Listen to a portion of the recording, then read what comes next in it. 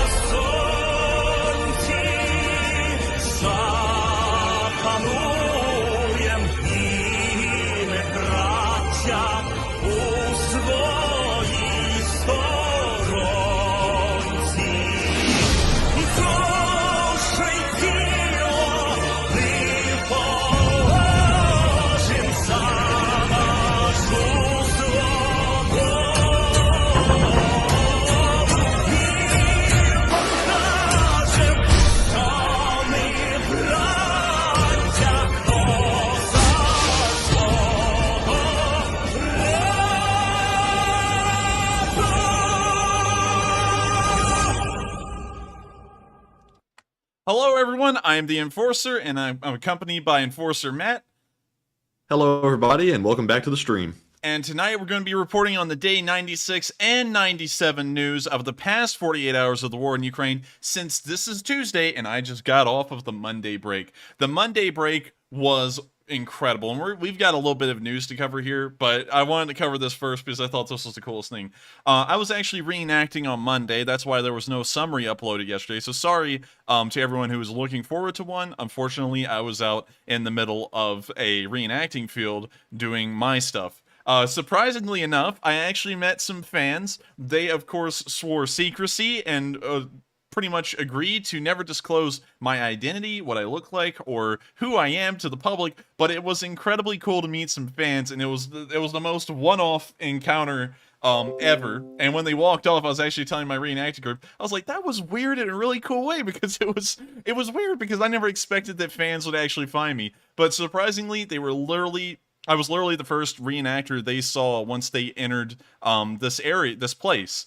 So I was sitting down. It was like getting near the end of the day, so I was sitting down on a wooden crate, and I sat there and I saw them walking up, and they were just looking around and there was nothing going on. So I said, "Hey, welcome to the World War I reenacting area. Over here we got World War I." And then as soon as I said that stuff, they kind of like tilted their heads and looked at me like in a particular way, and then they kind of just like veered their path and started walking towards me. I was like, okay, interesting. So I said, across the street, you go 20 years in the future, you're in World War II. You go behind the hedgerow, you're 100 years behind me in World War I. They had said nothing, and the guy puts out his hand for me to shake it, and I shook his hand. I said, "Well, it's a pleasure to meet you."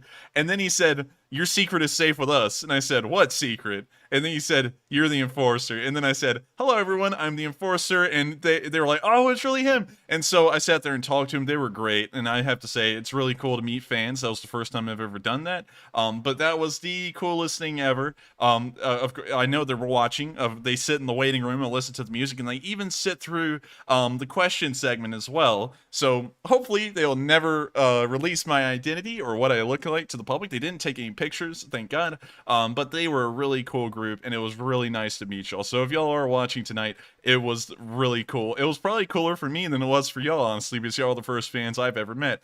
So with that out of the way, we also have some more big news. Tonight, we're doing another limited edition merch drop. We've decided that we've come up with a schedule now where every other week we'll be doing a limited edition merch drop of a certain design, and this time we've gone with a tried and true classic that a lot of people have been asking for. I'm actually going to pull up the Enforcer store real quick so that way I can show y'all what specifically I'm talking about. This is our limited edition run. We have a sticker and a hoodie. I believe we also have a t-shirt right here, and it's the "I Want You" for the Lee Spring Army. We kept the Uncle Sam poster and all that stuff so that way it kept as authentic as possible, but we do want you for the Lee Spring Army, so make sure to get one. Of course, it supports the channel, and it would be really cool, once again, to get a nice little bit of merch, and also to give some recognition, once again, to the wonderful, burgeoning, massive, and powerful Lee Spring Army. So get a little bit of your merch today. Also, the description is a pretty cool one, but it is a neat little piece of merch. Of course, Matthew does most, if not all, of the designs so far for our merchandise, and I have to say, he knocked it out of the park once again. And so with that, we're now going to move on from all of the miscellaneous news, and we're now going to move straight into the schedule. So, starting off tonight, we'll of course be covering the dark gray and the blue dots tonight. The blue dots are day 96, and the dark gray dots are day 97. So just keep that in mind, but we will be covering them all as we just move through the front. We'll actually be starting off in the Kherson area today, because we've actually still had more news of successful counterattacks by the Ukrainians here, and the Russians are pissed. There's really no way for them to counter the stuff that's going on down here, but we will touch on that here in a second and discuss it in more detail. Once we cover the Kherson area, we're then going to move to the location unknowns, which we actually have a small amount of tonight, and so that will be part of the Kherson segment, I guess you could say, and then we're going to start moving over into the Harkeev area. But before we do, we're going to take 3 questions from the chat, and then we'll move on into the Harkeev area. We'll also cover the northern Donbass, and then before we move on to the southern front, and also the international news, which I've tried to get a decent amount of today, because there has been some requests for international news pertaining to the war, and I want to make sure that we do cover that, because there is, of course, stuff going going on outside of Ukraine that is important, that is pertaining to what's going on there. So we'll answer 3 questions from the northern Donbass area to the southern Donbass area. We'll then cover the southern front, all of the international news, and of course, we'll wrap up with the tradition of Zelensky's speech, and that will signal the end of tonight's news, and then we'll go into a question segment for the rest of the stream. I also want to note one more thing before we start. I absolutely forgot this, but this is equally important. We actually set up another Sunday night fundraiser, of course, again, but it had an incredibly low goal on it of $5,000, and the point of that was to give people a break. And it looked like it didn't matter, because regardless whether I was trying to give people a break or not, we reached $10,000, twice the level of the actual fundraising goal. And I have to say, the Lee Spring Army never disappoints with the fundraisers. The Lee Spring Army goes above and beyond in everything it does, and I have to say I am so proud of my viewer base and everyone on here, because together we all reached $10,000 once again, setting the mark right now, I believe, around $286,000 to $290,000 total that we've raised in funds. I'll have to go back and confirm the numbers on that, but I just wanted to say thank you all once again for another successful Sunday night fundraiser for Razom of Ukraine. And so with that, we're now going to go down to Kherson, and we're now going to get straight into the news. Of course, the Russians are seething, as usual. They have had some minor successes, and we'll cover that here in a minute, up here in the northern Donbass. But down here, they have been met with disaster after disaster. Starting off, the Ukrainian counterattack has once again made more progress. They've pushed the Russians out of this, I guess you could say, minor city of Davidiv Brid. And we can see footage right here of Ukrainian forces passing back through the town and liberating it from the Russian forces. I'll have to mute it. It does have copyrighted music. But we can see here Ukrainian BMPs passing through. We can see right there. Let me make sure. That is not a Z. For a second there, I actually thought I was about to eat my own foot, but that's not a Z. That's some kind of like white painted block with a stripe on the vehicle. So we can see the Ukrainian forces rolling into the town on top of BMPs.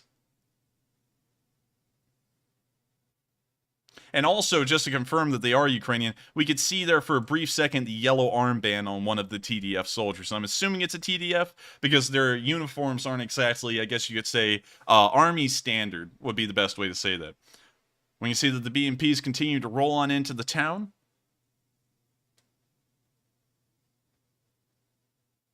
We can see the camera still panning around and showing the surrounding area. Also, nice little house over there. I'm not really sure if those are called dachas or what. I call them village houses, but I love Ukrainian village houses. They are a very neat little design. And if you ever played the game Ostriv, you can actually get a very good look at the 18th century style Ukrainian village houses, which are really neat in design. But we can see another BMP pass by, another BMP. So we've seen about 4 of them pass by. Each one of them is loaded with troops. Troops all over the top of the tanks, and most likely inside of them as well. We can now see what appears to be a medical MTLB following up the rear of the small convoy. And now we can see the Ukrainian soldiers actually walking through the town and liberating it.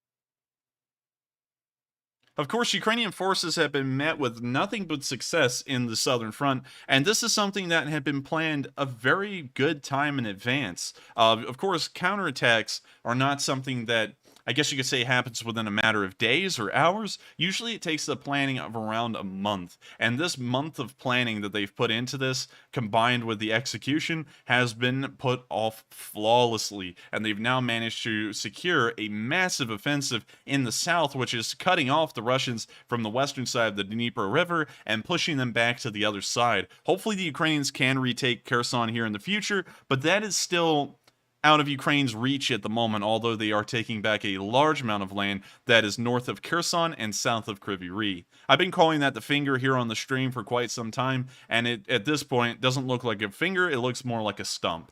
But here we can see the BMPs once again passing by the cameraman.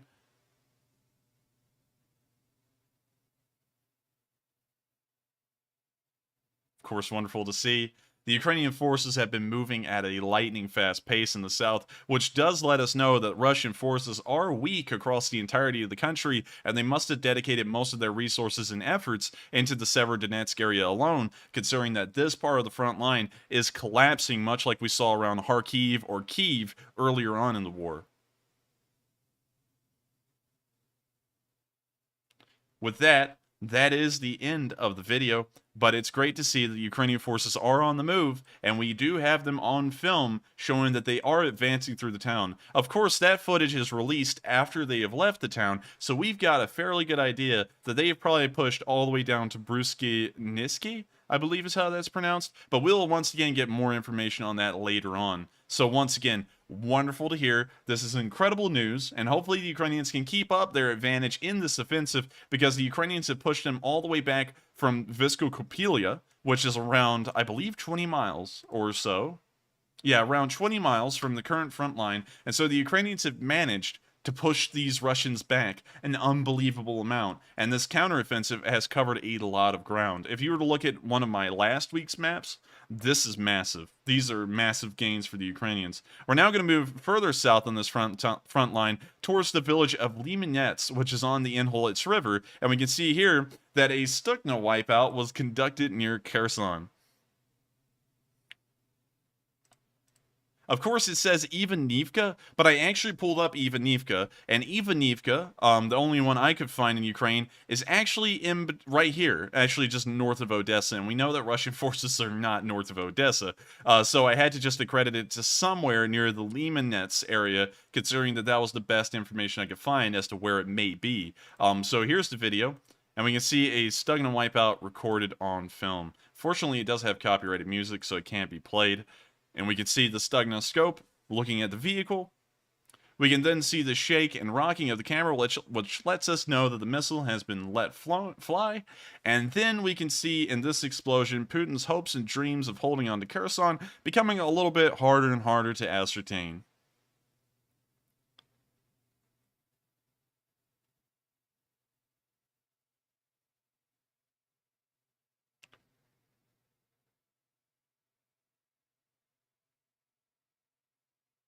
We can now see that the tank is toasting a little bit, and that's the end of the video. It's great to see that the Ukrainians, of course, are still using Stugnas to a heavy degree. It does let us know that apparently their domestic production is still up to speed, or they have a very large stockpile of Stugna missiles to work off of. Either way, we know that based off of the amount of footage we get daily from Stugna anti-tank forces, that these units will most likely be in operation for an incredibly long time, probably through duration of this war, providing constant and effective anti-tank fire against the Russian forces, which of course hinders the Russians a large amount. They rely on armor almost exclusively for their operations, whether it be an armored personnel carrier, a main battle tank, an MTLB, which is still an armored personnel carrier, but that's kind of getting into a little bit of a different category. They still rely on those vehicles a large degree, and the Stugnas wipe them out indiscriminately. And so with that, we're now going to move on to the last bit of footage we've gotten from the Kherson area. And of course, really, I'm going to show this video, of course, but regardless if I show it or not, there's always going to be someone in the chat saying I don't show Ukrainian losses, but I always try and show exactly what's going on the front lines. And while Ukraine has been met with a large amount of progress, of course, these gains are not met without some kind of loss. And we can see near the Kherson area today, near Kherson city itself, we can see that Russian artillery did hit Ukrainian troops and most likely incurred a decent amount of losses. While these losses have been gained, we know that these soldiers have not died in vain, as they have covered a massive amount of ground that was considered impossible once again by Western analysts about a week or two ago. And once again, we see that the Western media as a whole, and also Western analysts, are saying that the Ukrainians are on the back foot again, and they're going to start losing this war. And most of them have tunnel vision, and they're only focusing on this one small area near Severodonetsk as their guiding principle as to whether Ukraine is winning or losing the war, much like they did early on in the war when they saw Kherson fall, and then they said the rest of the country would fall with it. So with that, I'm going to show you all this footage, but keep in mind that while Ukrainian forces have lost some soldiers here in this film, this does not mean that they're losing the battle or the war as a whole. It still is unfortunate, and I hope that these soldiers are given proper burials and the proper respect for their loss and also their service while they were alive.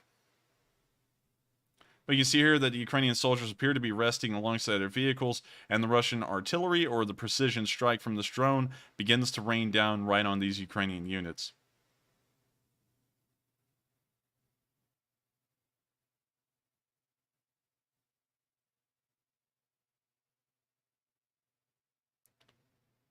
It seems like most of the Ukrainian soldiers, of course, unlike the Russians who would have gotten up and started sprinting in some kind of like speed running competition, we can see that most of the Ukrainians, once the explosion happened, they panicked a little, you could tell, but immediately their training kicked in and they hit the ground and they just stayed exactly where they are. Of course, some people may say that's because they were killed, but once again, they were incredibly low to the ground in the start, and so once the artillery shell exploded, the shrapnel may have gone a little over them, of course, hit some of them, but the rest of them hit the ground immediately, because the lower and flatter you are to the ground, the higher chance of survival you have against artillery, because the shrapnel usually travels at a slightly upward angle from the ground. So that's something always to keep in mind, and it looks like these Ukrainian soldiers did possess a decent amount of training in how to react to artillery fire if they were to come under it. So hopefully the amount of losses that they took were not grave. We do know that probably a few soldiers were lost around the rear BMP, it seems,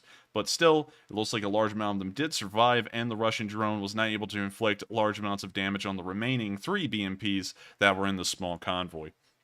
So with that, I do wish the Ukrainian forces the best of luck in this area, and let's talk about the situation as a whole down here, because it is looking very interesting. Based off of the footage, videos, and pictures we've got of the Russian forces and what they're armed with in this area, we can get the idea that the Russian armed forces are scraping the barrel for any kind of equipment whatsoever in the Kherson area. So I guess you could say that the whole entire reason that the Ukrainian armed forces may be making massive amounts of leadway down here is because the Russian forces as a whole are poorly armed and poorly equipped, which would most likely be the truth. We've gotten video and picture and anything in between a video and a picture constantly for weeks on end showing these forces with Mosin Nagants, no body armor, no helmets, using old tanks, old equipment, Maxim machine guns and wagons. We've seen everything that would show that the Russian forces in this area are incredibly weak. And based off of what we're seeing now, we certainly know for sure that the Russian forces are crippled in this area and heavily undersupplied and underarmed, and this may be leading to the Ukrainians' massive successes and gains down here, because while they're making these massive gains, we're not hearing about massive Russian losses either from this particular area, which is telling me that the Russians, being so poorly armed, may be demoralized to the point that they're actually just retreating, and the Ukrainian advance is just kind of hurrying them along in their retreat. That may be an explanation for it, or it may be that the Russian forces are trying to put up a fight, but the Ukrainians are steamrolling them. Those are the two assumptions that we can come to at this point. I'm not really sure which one would be true, per se, because, you know, of course, I could be wrong. It could be a different situation, but we are seeing that the Ukrainians are making massive progress, and it has to be attributed to something, so I'm assuming it will most likely be those two. And so with that, let me make sure to close down my Steam here. We can see that great progress has been made in the Kherson area, and hopefully that progress will continue, and we'll see Ukrainian forces retaking Novokakhovka, and hopefully on the outskirts of Kherson from all sides very soon.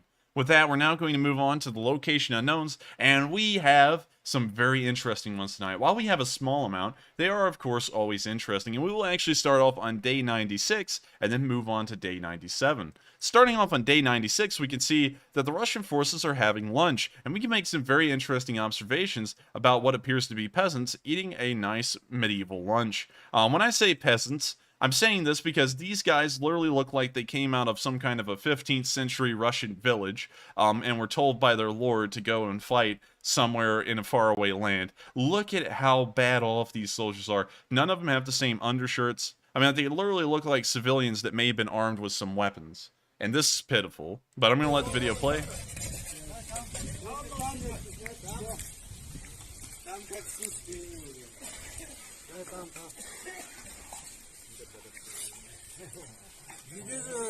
Yeah.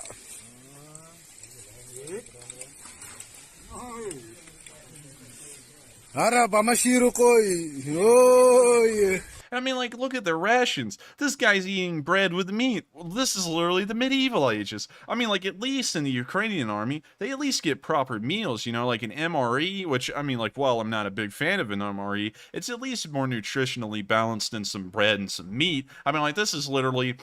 Like, my God, I can't even explain historically what this could be compared to. I mean, like, I guess the Napoleonic era? Or the pike and shot era, where you get, like, a pound of cheese a day for your rations? I don't know, but all I can tell you is that these forces are incredibly poor and undersupplied. We don't see a single bit of proper army gear here, and I know that they don't switch out into civilian clothes for lunch. They're going to keep as much combat gear on as possible, because you never know what's going to happen. But we can see here that these guys don't have a single bit of anything that's good, including the food that they're eating.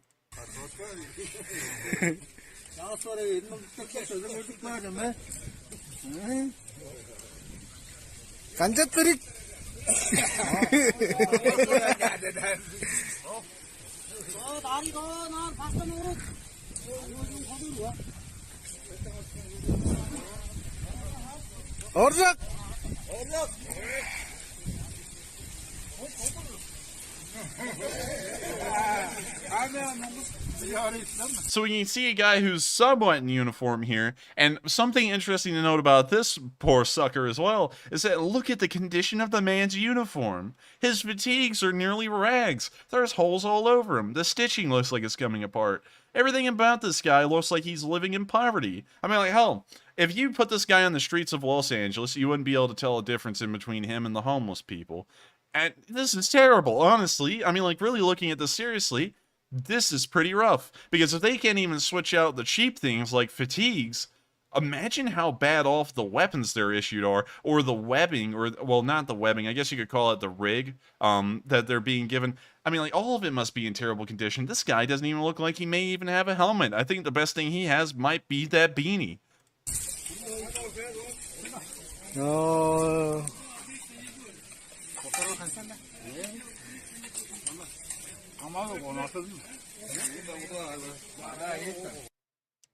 And also another thing to explain is that they do look like they're mostly of a more Asiatic descent, I guess you could say, and the reason why is because, of course, the Russian Federation is pretty vast, actually, and a lot of the Eastern people in Russia are actually more of a, I guess you could say, a Mongolian heritage, if you would like to say that, or, well, not really Han Chinese. You couldn't call them Han Chinese or a Uyghur.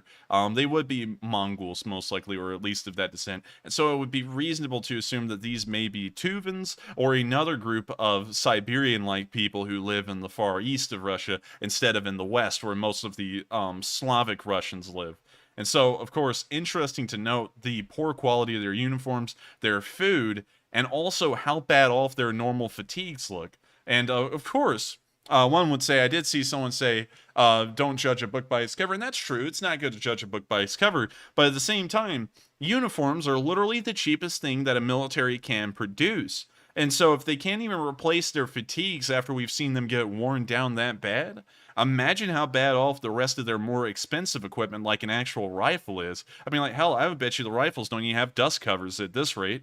And so with that, we're now going to move on to the next bit of Location Unknown news, where we can actually see a command Mi-35 shot down, which was very interesting to me. We've never heard of one of these being shot down before. Here we have a picture of the command Mi-35. You can see that it's devoid of actual weaponry. It appears to have some kind of radar pod on the side, or some kind of communication pod. We can also see a large amount of antennas on the, I guess you could say, tail rotor section of the helicopter, and we can also see that the area where the gun would be mounted has also become some other form of communication device, most likely, or camera system. I'm not particularly sure. I don't know a lot about this command version of the Mi-35, but we can see here that we've gotten a charred one in the field.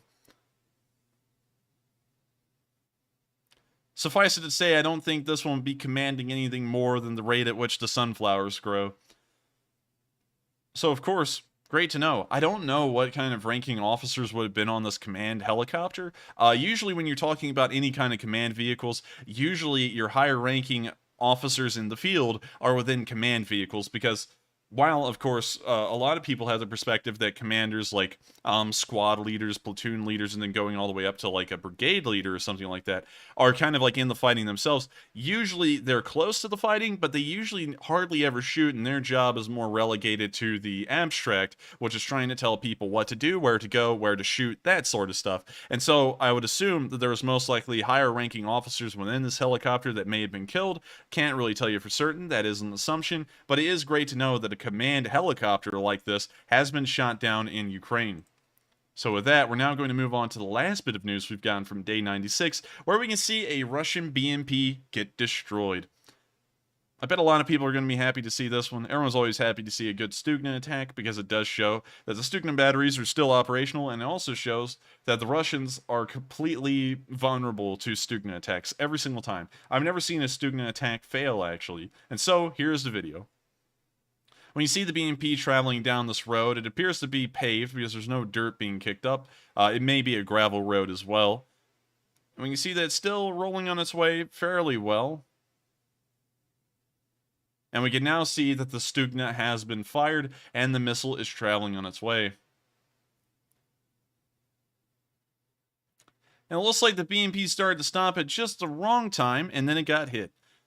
Of course, the tank begins to brew up immediately. We can see a fire burning out of one of the troop compartments. Most likely the fuel tank has been ruptured and has already caught fire. So with that, we've seen that another BMP has been destroyed somewhere in Ukraine, and the Stugna units have claimed another kill on day 96. We're now going to move on to the day 97 location unknown news, which we actually have a pretty decent deal more of. Starting off, we can see that there has been some good living for the Ukrainian soldiers. Unlike their Russian counterparts who are eating bread and meat and also living in rags, we can see this guy here in a pretty nice, well-off uniform, which does tell us that the Ukrainians apparently can replace uniforms if they are damaged, and he is about to show us the most ritzy kind of encampment, I guess you could say, that you could imagine. So here's the video. I'm just going to let y'all watch it, and of course there is speech to text at the bottom of the screen. Христу навіки, слава Богу. Добрий ранок вам, шановне товариство, українське, гуцули, ціла наша Україна, хлопчики, на передовій вам добра здоров'я. Я сам з собою люблю з розумними людьми поговорити. Це нас сплять готель Яленка. Готель Яленка, номер називається Дубочок. Наступний хлопець спить в готелі Яленка. Номер називається у нього Сосонка. Це наша кухня. Буде ранкова кава. О. Це косівський гуцул. Закутався від комарів. Дивіться, що з людиною робить комар. Мало що дихає. Він живий, не переживайте. Це наш козак. Доброго здоров'я. А там мажори сплять. Зараз будемо ранкову каву проводити. А там сплять мажори верховенські. Отак. Файно віддихають. Це взагалі номер люкс. Тобто не. Отак. Ну і все, доброго здоров'я вам, всього найкращого. Любіть, будьте коханими, кохайте. Доброго здоров'я вам, були нам файні, дуже та й моцні. Короче, дивіться, товариші, нахуй, лайфхак, як напередку, блядь, можна вещи постирати, якщо води, блядь, тебе чисто на жопу помить і вещи постирати, йому і вообще. На передовой. Да.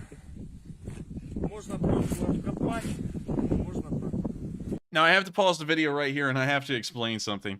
There's always people, well, not really people, they're usually bots, but they come through and they always say, oh, you know, the Ukrainian soldiers aren't doing anything because they're always so clean.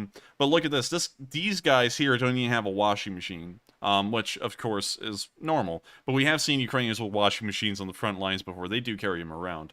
But this guy has actually gone the extra mile to make sure that his clothes are as clean as possible, and he's laid out a tarp, poured water onto it, and he's washing his clothes in there. And I assume it would be common sense, but you always want to be as clean as possible because, of course, not being clean can lead to diseases, and also it's very uncomfortable to have a whole bunch of dirt on your clothes and in your clothes and all that kind of stuff. And so usually it's just kind of a creature comfort thing. And of course, while soldiers do rough it out, they don't want to rough it out to the point point is just miserable. So, of course, we can see a Ukrainian soldier cleaning his clothes here, and I guess you could say that's generally the reason why soldiers from both sides look fairly clean, although the Russians usually are dressed in rags still. So I'm going to let the video continue. Я так тільки що штани постирав, погнав далі. Тобі тут води хватить і борщ сварити, і жопу помить, і товариша покупати, і орка втопити. And with that, that is the end of the video. But you could see what a quick setup camp from the Ukrainians does look like. Of course, they had some sleeping bags, some hammocks, and they also found a way to wash their clothes. But one thing you could note is that while it was very simplistic looking, it was still far better off than what that Russian camp looked like on day 96 with the Eastern Russians that were inside of that camp. Of course, they had better uniforms, better gear, I guess you could say, like sleeping bags, hammocks, such things like that. And they had also set up some ways to cook coffee and stuff like that. It looks like a very temporary camp. It looked like they were most likely on the move and they just set up a place for the night. But still, very important to note that they are slightly better off than their Russian counterparts, even when the Russians are supposedly at their best. And so with that, we're now going to move on to the next bit of news, and we can see town clearing Ukrainian style. This is a pretty lengthy video, but it is incredibly interesting because it nearly shows us from start to finish what the Ukrainians go through to clear a town. So I'm going to let this video start off. Fortunately, I will have to mute it. But here we can see a convoy of civilian vehicles moving around. We can now see Ukrainian troops dismounting the vehicles and starting to move towards the village in question.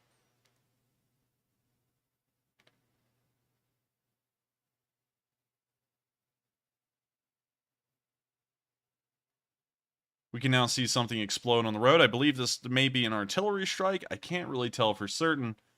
Well, yes, it is an artillery strike. We can now see Russians getting up and running off.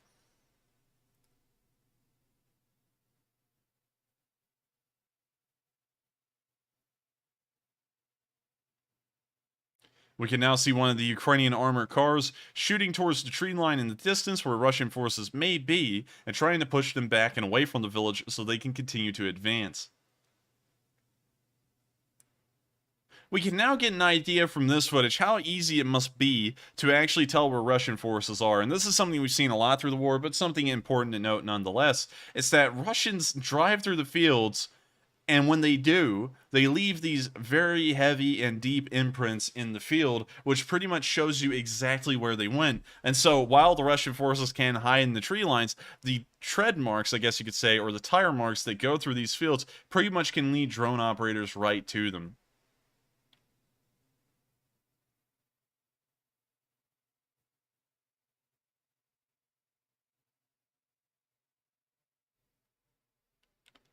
We can now see that the Ukrainians have brought forward another armored vehicle. It appeared to have some kind of a, oh man, I forgot the name of it, but it's some kind of great sighting. We can now see the Ukrainian forces moving around through the village.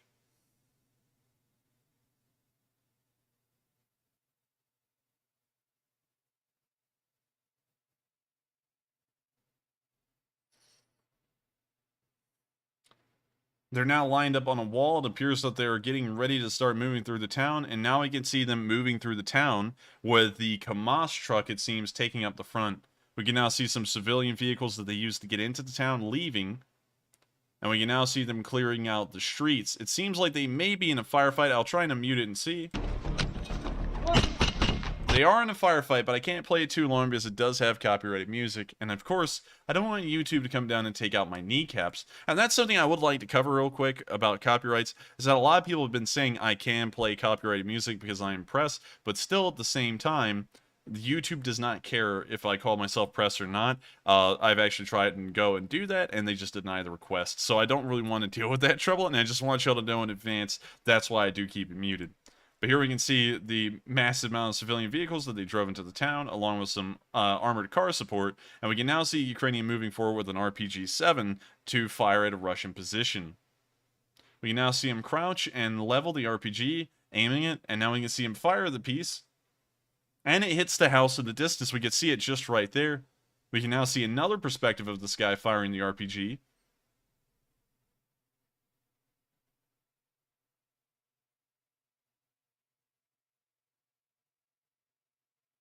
Also, yes, I just saw a lot of people in the comments asking, is this old footage? And yes, it is, but it's a long perspective of old footage, and it was just released today. I've never seen the full video like this before, although we saw a tiny clip of it, so I thought it would be very important to go back and look at this because it shows you in detail how the Ukrainian forces work. We can see that they're addressing a wounded soldier right now who appears to have been injured. We're not really sure how.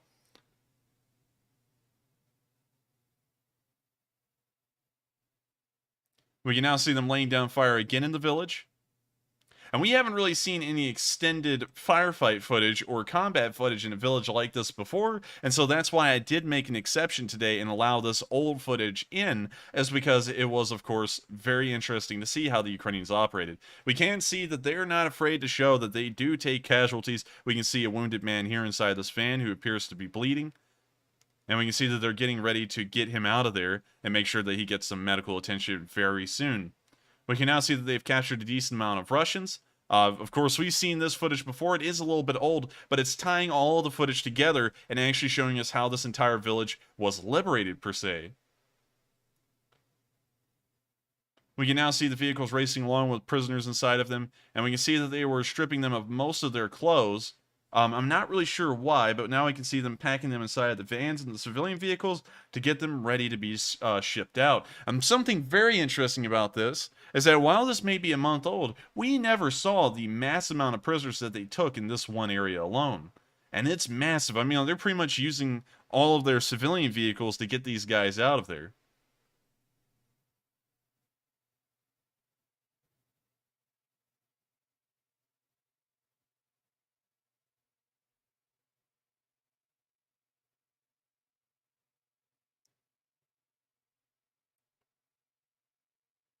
The Ukrainians are now standing around. It looks like this may be a small rest period for them. And now we can see them moving into what appears to be a school, perhaps.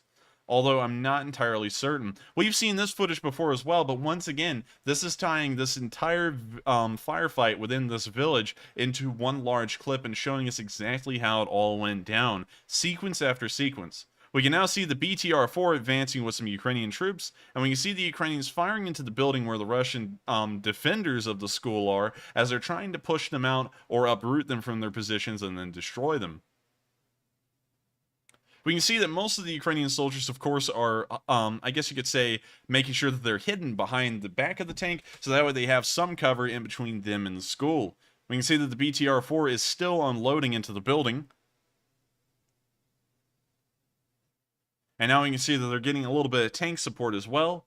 We can now see some of the other old footage, and what's crazy is that a lot of this has been shown on the channel before, but it was over the course of several days, and it didn't actually show us the complete perspective of what was going on here, and that's why I had to go back and show this, because this is the perfect, most concise version of footage where we've seen everything go down during this entire attack for this village. We can now see some drone operators, of course, looking at the school from the drone and telling, I believe, the BTR-4 and the tank, if I remember this clip correctly, where to fire into the building to try and hit the defenders.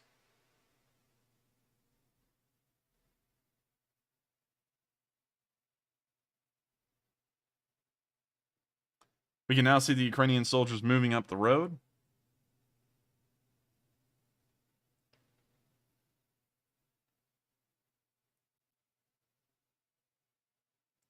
They're now hunkering on the side of a building, and it appears that they're waiting. We're not really sure for what, but they were most likely waiting for the order to advance, or for the Russians to be cleared in front of them. We can now see what appears to be a BTR-60 rolling into the... Well, actually, no, sorry, correction. I remember that now. They captured a BTR-60 from the Russians, and you can actually see the tow cable in between the Ukrainian armored car and the BTR-60 that they're pulling away right here. I just remember that they actually captured one. We can now see the Ukrainians looking through what may have been Russian orders. It looks like they got a decent amount of information out of the BTR-60. Looks like they're now reviewing some papers. No, they're actually looking over the drone footage once again. They're using a DJI. We've seen less of these being used. Of course, we got news that the Ukrainian forces were told to stop using DJIs because the information of where they're being operated from could be relayed to the Russians. We could see some Russian prisoners right there in that clip. And now we can see the Ukrainian soldier running into the house. We can now see another one firing an RPG into a building that was occupied by the Russians. You now see the BTR-4 and some civilian vehicles racing around the roads within the village.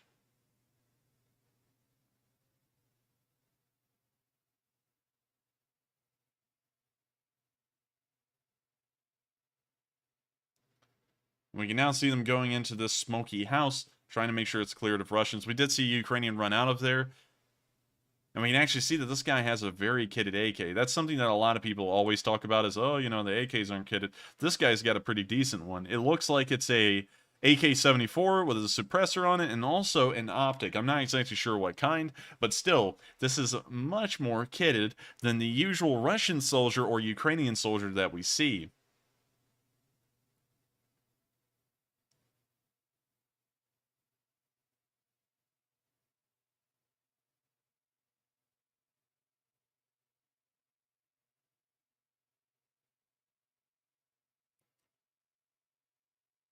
We can see that the Ukrainian soldier is sitting there, most likely communicating over the radio. And we can now see what appeared to be an AK-74U, or SU, which is the carbine version of the AK, being peered out of the side of this car.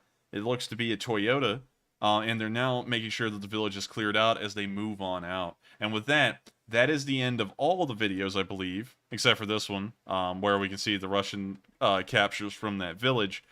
And it was very interesting to see the entire thing go down from start to finish. We've never seen anything like that before, and I had to go and revisit that while it is old footage, because it did show that entire battle for the village in sequence from the first video to the last video, showing exactly how the Ukrainians cleared the entire thing out. With that, we're now going to move on to the next video, which is very interesting to see once again. We can see that more Ukrainian Mi-8s have been in operation, and we've gotten more cockpit footage from this Mi-8.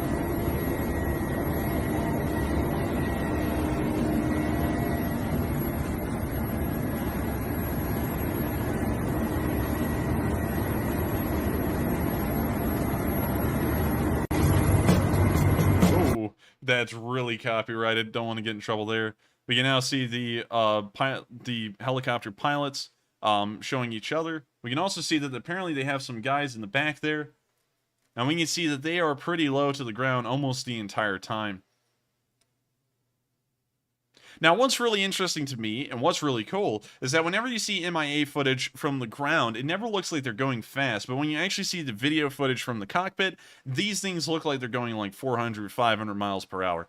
Don't know why, but there's always that perspective when you're inside of a vehicle, and so I bet this is a very good adrenaline rush for the pilots and also the soldiers within these MI8s when they go on these kinds of missions. And so with that, we're now going to move on to the next little bit of Location Unknown news, where we can see that the Ukrainians have come up with St. Javelin merch. Now, I know there's going to be a lot of people asking for us to do that here on the channel, but sadly, I don't do anything that adds Ukrainian imagery on that because I do feel like it's war profiteering off of the Ukrainians, so I only do channel-based merchandise. The only time we made an exception was Mr. Lunchtime, because while it was something pertaining to the war directly, it was more of a channel joke and original to us. But here we can see that they have St. Javelin merch, and we can see soldiers wearing it, which is really cool to me. Also, they have some pretty interesting kit. We can see that he's holding a rifle with a suppressor on it. We can also see he apparently has, maybe both of them have the Ukrainian M4 that uses the 7.62 round, or I believe the 5.45 round. I'm not really sure which one,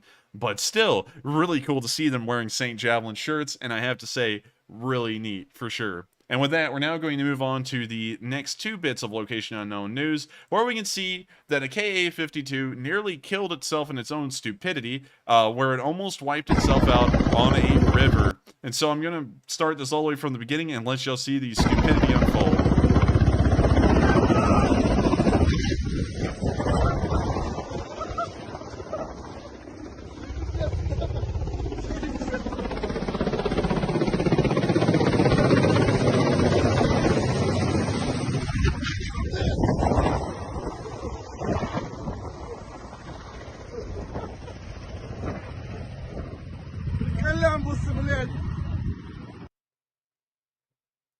So we're going to rewind this for a second and take a look at that very first part, because that tail section nearly touched the water, and if it had, I'm sure the helicopter would have just rotated over and gone into the water. So let's take a look at that one more time.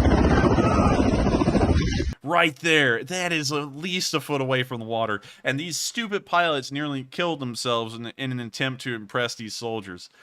And I have to say, while that does sound a little bit morbid that they nearly killed themselves, I wish they had crashed a helicopter, because then that means the Ukrainians wouldn't have even had to waste the time to level Piorin or a Stinger against this thing, and they would have taken care of the problem themselves. Once again, we do have to thank the Russians for being their own biggest enemy. We know that they've committed a large amount of friendly fire to the point that the Z went from 1 Z per side of the vehicle to now they put as many Zs as possible on every single side of the vehicle.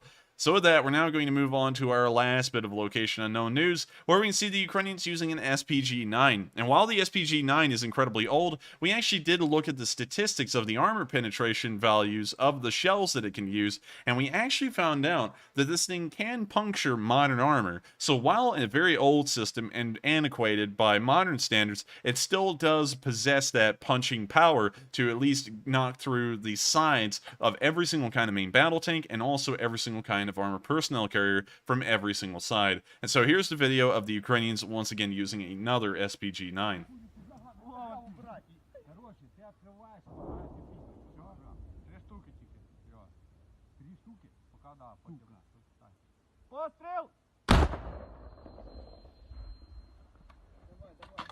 The SPG-9, like many recoilless rifles, always has this ringing noise after it fires.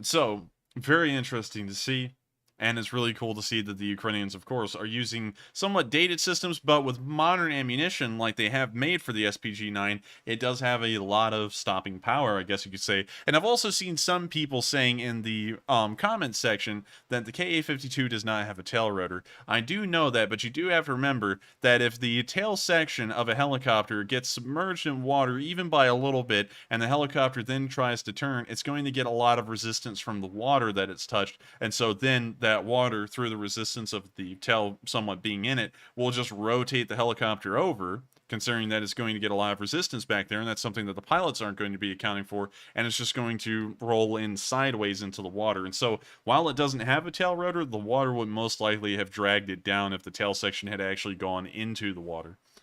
So with that, we have now covered all of the location unknown news. So before we move on to the Harkeev area and also the northern Donbass in general, we're going to take 3 questions from the chat, and we're going to, of course, answer a few questions. So stick around. Of course, we've been getting a lot more interesting questions lately, and so the question segment has become more interesting per se, actually, and I'm actually very excited to hear these questions. And so with that, what do we got, Matthew? So, hello, folks. It is Enforcer Matt once again with the questions. First up, I just want to say, please make sure to check out that merch tonight. Some of you were asking, when will it be off the store? And Enforcer, when was the time we decided to take it off? We're going to be taking off that merch on Saturday at midnight. So make sure to get some before Saturday. It's going to be a limited edition run, so once it's ran, it will not ever come back again. So make sure to get some. Of course, it does support the channel. That is right. And if you want to go check it out, it's at enforcerstore.com. And with that being said, we are on to our first super chat. First up tonight, we have a $44 donation from the Vladinator, who says, do you think Moscow Mike and Mr. Lunchtime are cousins?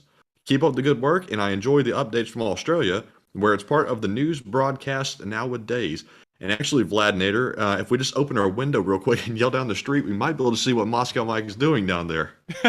That's pretty true. And also, I thank you very much for the support. I think that Moscow Mike and Mr. Lunchtime might be relatives, because then again, where we live is kind of on a hill, and I think that may be Mr. Lunchtime's gut. I'm not really sure, but we would have to check and see. But to answer to address the other part of that comment, it's of course always wonderful to know that a lot of people do enjoy what we do here on this channel, and it's great to know that people do enjoy it enough that they want to see it continue, and so they give us super chats to make sure that the channel can survive. Of course, this is the only way the channel could keep running. It's become my job, and I spend about 10 to 12 hours a day doing this thing, and so it's always great to know that a lot of people appreciate it to the point that they do want to continue on, and they send in super chats to make sure that we have the ability to keep doing this full time. And so I thank you so much once again, the Vlad that kind of support always helps us out a decent bit, along with everyone else's support as well. And so I thank you very much once again for the support, and I hope that did address the comment. And so with that being said, we're on to the next question. And next up, we have a $23 donation from Abacus, who says, regarding U.S. democracy and your president's ambitions to be a politician in U.S. today, is that exclusive for the richest, or at least being supported by the richest? If yes, that is really democracy. And I think actually that might be somewhat of a political question.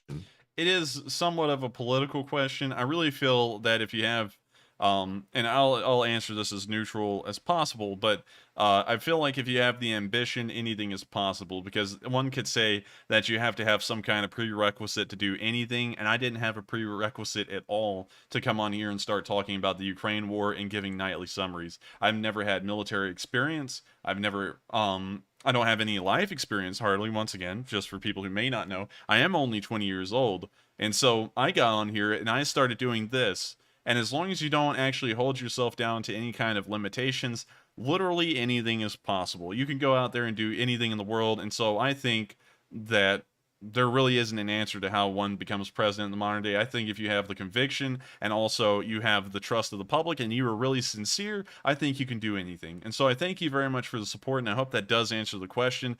But sadly, I don't really want to get political with that, because answering that one way or another will start to go into a political arena. And so with that, we're going to move on to the last question of this segment, and then we're going to return back to the Harkeev and Severodonetsk news.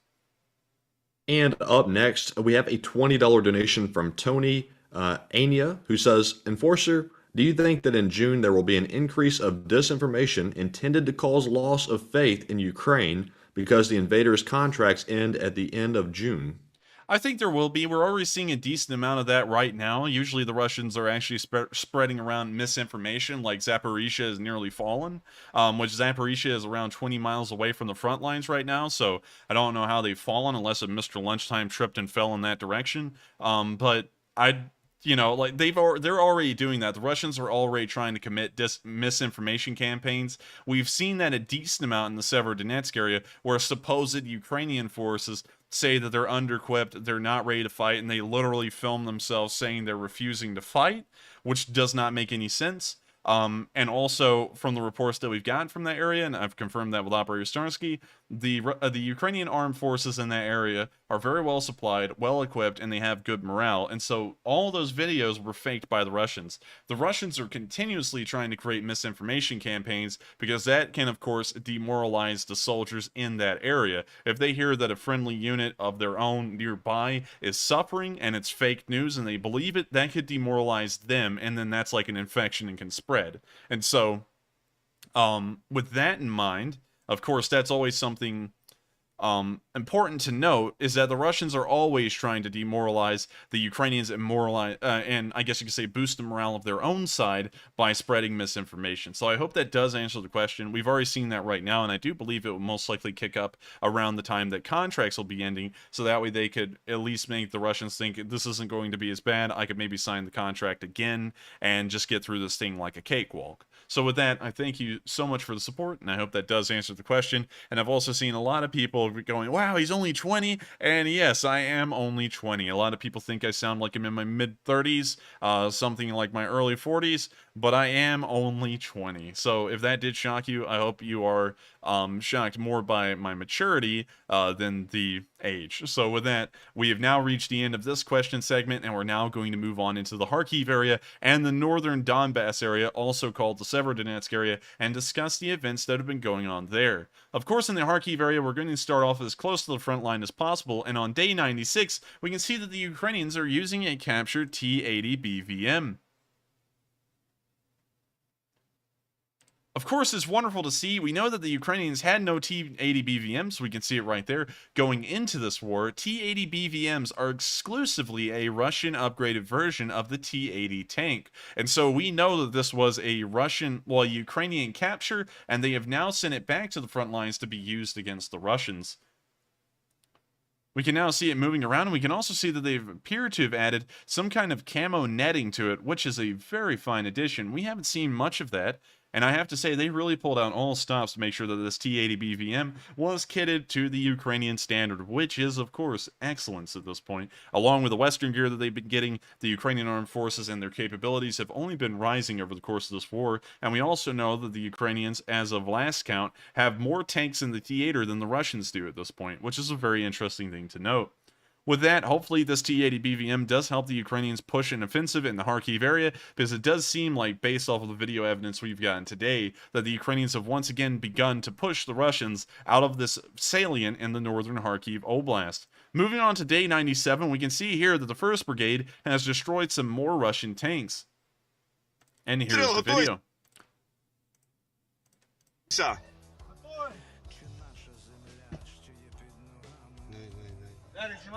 Блядь, завалите ебало, пожалуйста. We can now see the Stugna on its way. We can, of course, hear some interesting music in the background, and I'm going to try and overtalk that so I don't get copyright striked. We can now see the missile is still on the way. And we're about to see the little pop that shows that a Russian tank has Oh, wait a minute. Oh, no, wait. No. We don't want that. We want to go back to this.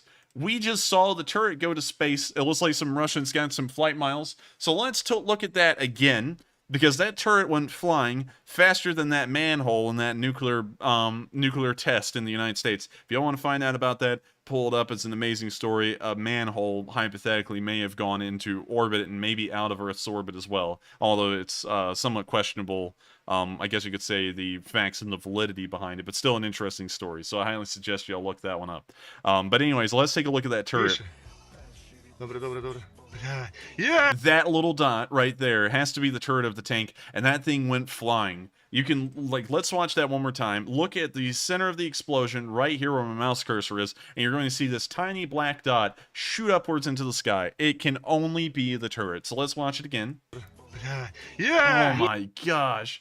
That's honestly insane. I cannot believe that sometimes they hit the ammo so well and the explosion occurs in just the right way that the entire turret is lifted out of its spot in the tank. I don't know the specific name for the turret well. I think that's actually the name, but it got blown straight out of the turret well and right upwards into the sky. It seems like some Russian tankers earned their wings today, and the VDV is now very jealous because they actually earned their wings over the Hostomel airport, and it looks like they actually lost a decent amount of them. And so with that, we're now going to move on further behind the lines near Harkeev today, where we've seen that the Ukrainians have captured a BMP intact and in running condition. We can see them flying the Ukrainian flag over the BMP and also driving it back, still with the Z's clearly visible on it, showing that it is a fresh Russian capture. It's actually a BMP-2, we can see by the 30mm 2A42 autocannon, which I actually learned the name of. The Russians use that autocannon on a lot of things, including a decent amount of helicopters. But of course, nice to see that they captured an operational BMP, while a BMP-2, or a BMP-1, or a BMP-3 for that matter, aren't the most heavily armored and most competent systems on the battlefield. It is, of course, neat to see that the Ukrainians can capture fully operational Russian tanks this late into the war, and of course, these do help to bolster their numbers. Moving on to our last bit of news from the Harkeev area, we can see within the city today that American volunteers were passing through, and they were very shocked to see the friendly dogs in Harkeev. So I'm going to show you all this video, and of course it's very cute. I want to make sure to have a little bit of a reprieve from the tough realities of war and show these sweet, poor stray dogs that are wandering around in the destroyed parts of Harkeev.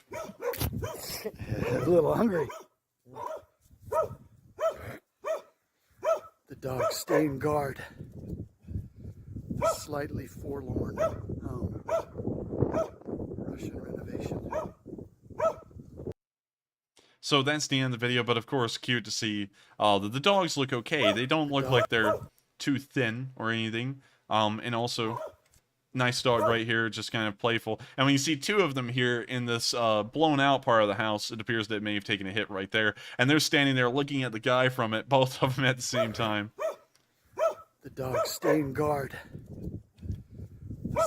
Hopefully those dogs can be rescued by a humane shelter. We did, of course, run a fundraiser a couple of weeks ago for the Humane Society International, and hopefully they can get out there and help those dogs get to a nice place where they can be taken care of instead of being in this derelict and dangerous place like this. Of course, humans are always more important than animals, but I do believe that dogs and cats, and mostly pets in general, should be taken care of, considering that they are beloved by people, of course the people who used to own them, and they would like to know, at least in the back of their heads, that their dogs may have been taken care of by a great Samaritan out there somewhere. And so I hope that these dogs are taken off the streets here soon and put into a shelter until hopefully someone can find them, or maybe they can live out the rest of their lives in at least a decent level of comfort in a shelter.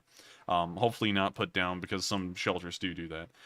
With that, we're now going to be moving on further down the front. We have gotten really no significant news from the Harkeev area. We have seen the Ukrainians attacking the Russian lines, but we haven't seen anything of note, like reports or any kind of information showing that the Ukrainians have made an advance. So I believe that there may have been a new counterattack started today, but we so far do not have any progress as to, well, any news as to the progress of this counterattack. So with that, we're now going to be moving on further down the front. Of course, we have to give a report of the Chuhuv area, which is, of course, no activity. We're going to now move on down to the Balaklia area. Once again, no activity to report. And we're now going to move down to the Izium area and the northern Donbass as a whole, which has had a load of news to report every single day, and is the only area of the front lines right now where we've seen the Russians committing offensive actions, and we will once again cover why this may be the case. Starting off in the Izium area near Donetsk, we've seen that the 93rd has once again shot down another Ka-52 in nearly the same fashion as the first one. So this is very interesting to me, and I'll have to show you all this here real quick. We can see that this Piorin crew is set up just like the first one we saw in nearly the same spot, but this is in fact a separate Ka-52 that was shot down.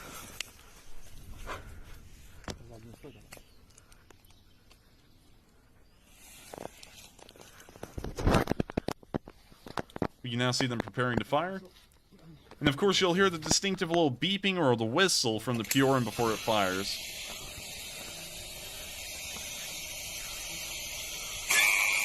You can hear it right there, and now, although it is potato quality, so I'm sorry about that, but unfortunately I can't really control the quality of these videos, we can see the smoldering wreckage of the Ka-52 that Piorin crew shot down. So we do have confirmation in this video for sure, unlike the last one, where we can actually see that the Ka-52 was in fact shot down and is burning somewhere in the field. What's very interesting about the Ka-52 is that, unlike most Russian helicopter crews, the Ka-52 pilots may have survived the crash. The Ka-52 is the only helicopter in the world that has built-in ejection seats, and so while the Russians are lacking in every single category in terms of their firepower, their armament, and protection qualities on most of their vehicles, the Ka-52 seems to be the only exception, at least in crew survivability. So the crew may have survived that crash, but I'm highly doubtful, considering that they fly at such a low altitude most of the time. The crew may have had a little time to react, or if the ejection seats did eject, there may have been very little, I guess you could say, clearance in between them and the hard, cold ground that they most likely slammed right into. So with that, I'm going to let the video finish out. We can see that the drone is still closing in on the burning wreckage and panning down to show it. And with that, we know that the second Ka-52 has been downed, at least within the course of a few days, in the Izium area. We're now going to move on beyond Izium. There's nothing much more to report from there, and we're now going to move on towards the Lehman area. Of course, the news has been quiet out of Lehman. It seems like things may have stabilized in this area for the moment. But we can see today that Ukrainian mortar teams were at work in the area of Lehman. So here's the video, and it's very interesting to see the Ukrainian mortar units in action and how fast they operate. We can see him holding a whole bunch of shells, and we can see that this is an incredibly small mortar. I would assume a 61 or 40 millimeter. Not really sure, but we can see that it has a pretty decent amount of kick to it. As you see, the base plate really does nothing. It just bounces around all over the place as it fires. That's the end of the video, but very interesting to see, because we haven't seen a large amount of videos from either side showing light mortars at work, like a 40 millimeter or a 61 millimeter. I would actually assume that's more closer to a 40 millimeter, just because it's so small. There's really no other assumption to make rather than that. It has to be a very small mortar just to be that size. And so we're now going to move on from that clip, and we're now going to say that we have gotten no more news from the Lehman area. So unfortunately, we can't really get a good bearing as to what's going on there, but we have seen the Ukrainians firing off a 40 millimeter mortar there, which may be showing that they're pushing some kind of I guess you could say, counterattack with the infantry, although I don't want to go into that too much because that may be giving away what the Ukrainians are doing. And while this channel is just a YouTube channel, loose lips do sink ships, and the Russians do have ears everywhere. And if people are going to be helping out the Russians by giving away information, I do not want to be one of those people. And so we're now going to be moving on further down the line and closer to Severodonetsk itself, where we've seen today that the 58th Brigade has been destroying tanks close to the Severodonetsk River, or in the area of it at least. Here we can see the 58th lining up the Stugna on the tank. We can see that it popped its turret out from behind a berm, just barely, but the Stugna crew believes that they can hit this very small target, and they weren't wrong. They will actually hit it dead on. We can see that the Stugna did a little bit of a spiral there, and it's now going right down towards the tank turret, and then we can see the inevitable explosion.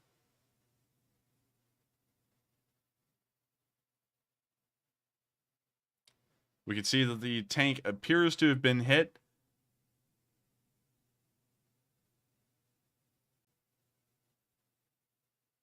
And hopefully knocked out, although it was very hard, of course, in that camera angle to assess the damage. So, of course, interesting to see, and it's good to know that the Ukrainian defenses are using Stugnas to ensure that the Severodonetsk River does not come in danger of a crossing anytime soon. With that, we're now going to move on to the Severodonetsk area, and before we actually talk about the specific clips we do have some interesting information to talk about. First off, I think the most important thing to note before we move into the news itself is that Severodonetsk city is the last thing that the Ukrainians actually hold on the eastern side of the Severodonetsk River for miles. At this point, they really control a very small amount of land east of the Severodonetsk River, and so actually having defensive forces on the other side of the river is a massive liability to their defense. First, they have to, of course, run logistics to the other side of this river, and there are very few places that can be conducted. As far as I counted, there were only 4 bridges that headed to Severodonetsk. One of them is very close to Rubizhne, so it's most likely out of the picture, and we've gotten enough information to know that the other 3 bridges may have been destroyed entirely by Russian forces. And so the defenders on this side of the river are not looking at an advantageous position, and it most likely would be a losing fight if they tried to stay. With this in mind, we have gotten information that Ukrainian forces are withdrawing from the city of Severodonetsk, by and large, to the other side of the river, where they're going to set up new defensive positions at Lysychansk. So we've actually seen the Russians today take about half of the city, and while the Ukrainians, of course, are still fighting and holding them back, so the Russian push isn't an uncontrolled push leading the Ukrainians into disorganization and rout, we do know that they are managing to make a withdrawal to a better defensive position on the other side of the Severodonetsk River, which will force the Russians' hand to whether they have to stop the offensive entirely in this area or once again try and conduct another incredibly risky river crossing somewhere down the length of the Donetsk River. So with that in mind, once again, while the Ukrainians are losing Severodonetsk, and it is a bit of an unfortunate occurrence, one does have to remember, I believe that Severodonetsk, which we will pull up, Severodonetsk population, I don't believe it's one of Ukraine's biggest cities. It only has a population of 106,000 people, which is half the size of a city like, say, Montgomery, Alabama, which is a very small city in the United States, but it has a population of around 220,000 people. So it's not as big as, say, Mariupol or Kherson, but it is still a somewhat significant city. If we were to compare it to a city similar in size in Ukraine, it would be very similar to Bryansk. So just keep that in mind when thinking about Severodonetsk as a strategic city. So beyond the population of people living there, there's really nothing advantageous to holding the city. Lysychansk, on the other hand, is very important because it's literally a gateway into the western side of the Severodonetsk River, and I guess you could say the Lysychansk Peninsula over here on the western side. So with that in mind, we're now going to go over the news that we've gotten out of this area. Starting off, we can see that a Mitsta B was in action on the Russian side today, and it appeared to be an entire battery. Of course, the Russians set this up like their normal propaganda films. They actually tell the crew to get off the gun so that way they can take some nice panning shots. And now we can see that they've allowed the Russians onto the pieces, and they are, of course, operating them as slowly as possible, at least within this footage. We can now see them aiming the pieces for dramatic effect, and now we can see them firing the pieces.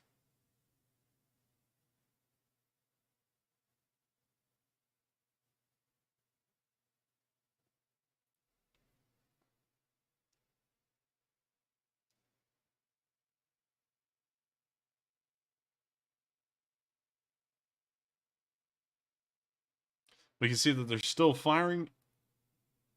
Golly, how far was their fire off in those first salvos? Look at this guy. He literally turned this thing like 20 degrees to the left. Like, God. Like, how far were the first shots off? A country mile? We can now see them firing again.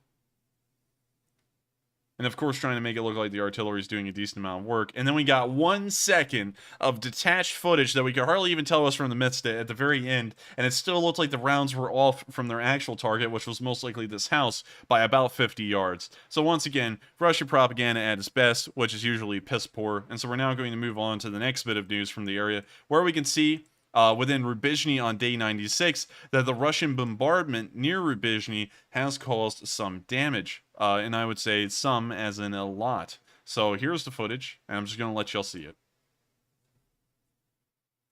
Here we can see Russian forces moving around within the city. We can see by the white armbands, which are actually distinguishable in this footage. And we can see that the entire city of Rubizhne has become nothing more than a field of rubble. Much like most cities that are on the front lines with the Russians usually bombard the cities into obliteration, and I guess you could say that the damage to these cities is almost similar to World War I no man's land's level of devastation, with houses literally destroyed to the foundations.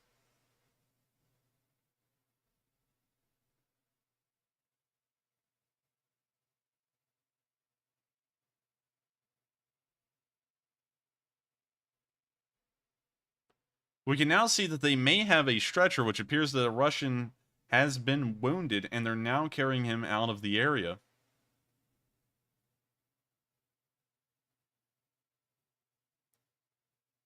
We can see that they're largely disorganized. It seems like they don't actually have a plan. They're just trying to do whatever they think is best.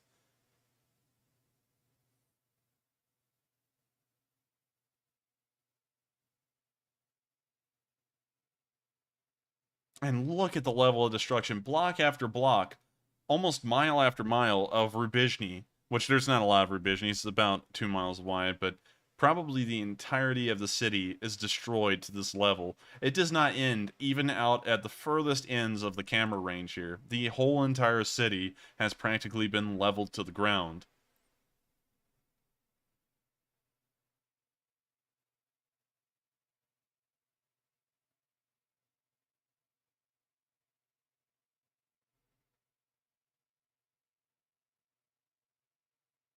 We can see that it looks like they dropped the stretcher there, and they actually stopped.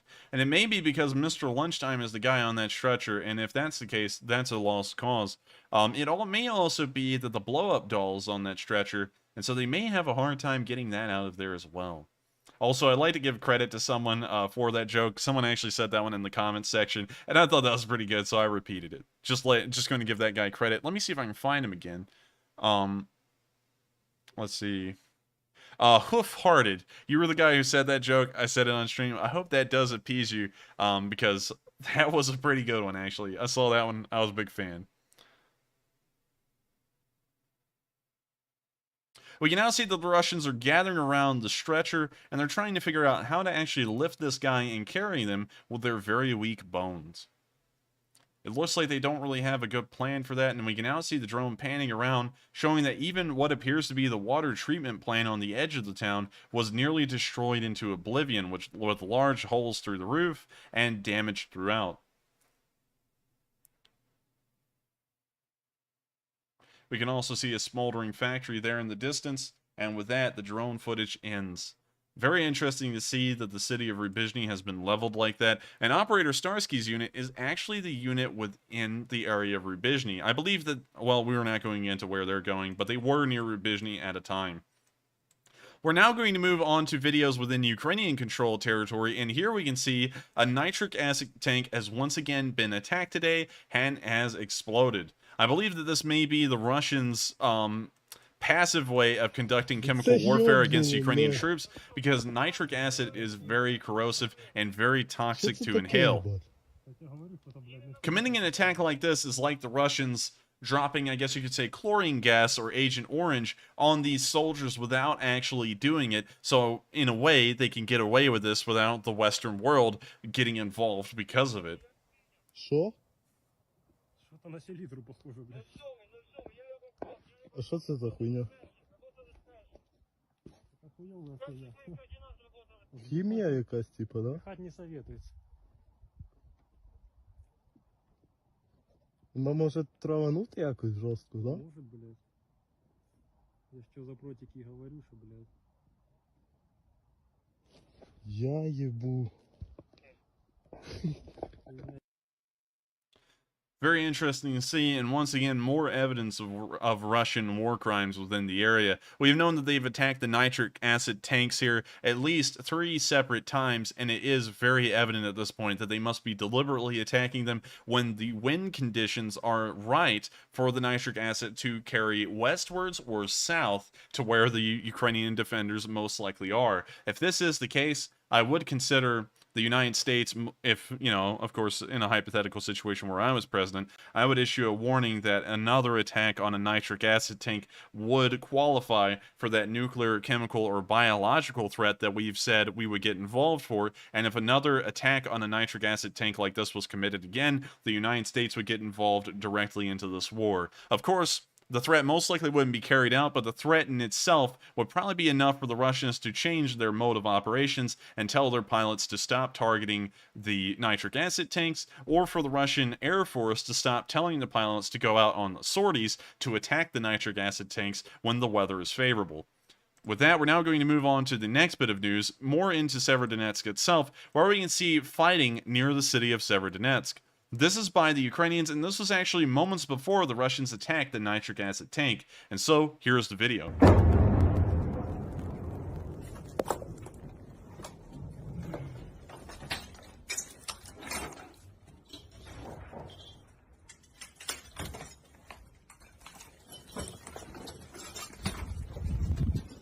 We can see that the Ukrainians are inside of an abandoned building that has been nearly destroyed. It is in a terrible state. I mean, here that part of the building may have been hit and slightly collapsed.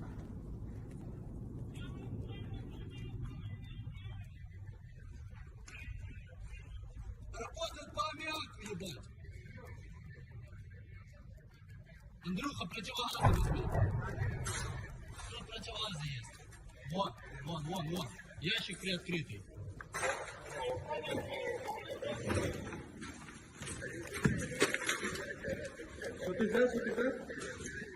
We can now see the nitric acid tank blown up in the distance, and the toxic fumes and gas is now going to start spreading from the air.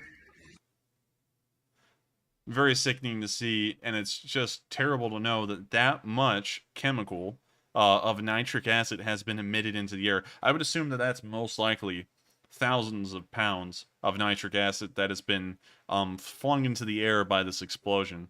And when you think about that, this has to be some kind of deliberate attempt by the Russians to use some form of passive chemical warfare. Of course, I would like to get some information as to what the wind conditions were on this day and where the wind was blowing when this attack was conducted, and that may give us a very good idea whether this was a deliberate attack or an unintentional attack. With that, we're now going to be moving on to the next bit of news within Severodonetsk here on day 96, where we can see that there have been some scenes from Severodonetsk. Of course, I'm just going to let you all see this real quick. It's a civilian wandering around the village, and then explosions were heard in the background. And so, here's the video.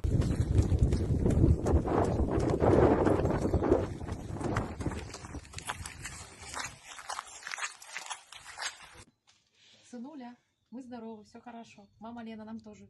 Мам, привет. Мы не знаем, кто тут были. Мы в основном тут. Кто, шо.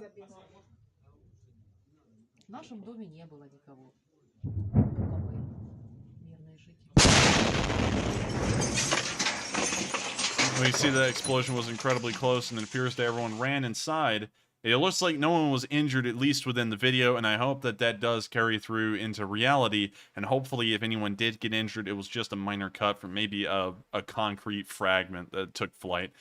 So hopefully they weren't injured, but you could tell that that was an incredibly close call for those people still within Severodonetsk. We know that a large amount of the civilians have been evacuated from Severodonetsk. There's hardly anyone left there, and so the Ukrainians this time made sure that if they were going to withdraw, they were going to leave as few civilians behind for the Russians to exploit, abuse, and potentially kill. And so with that, We're now going to move across the river and into the Lysychansk area, where we've seen that the Russian bombardments of Severodonetsk do not end there, and they actually do cross over the Severodonetsk River already to Lysychansk, where we can see that journalists did come under fire today.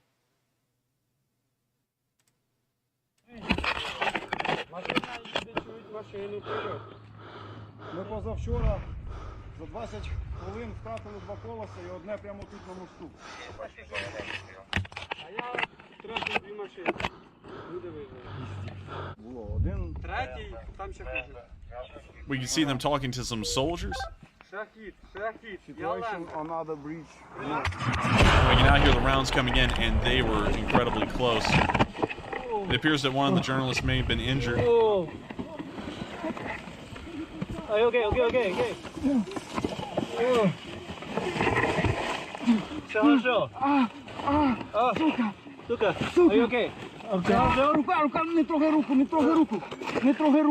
Не трогай руку.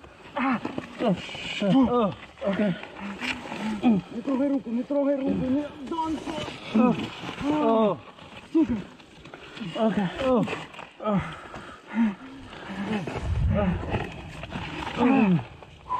Okay.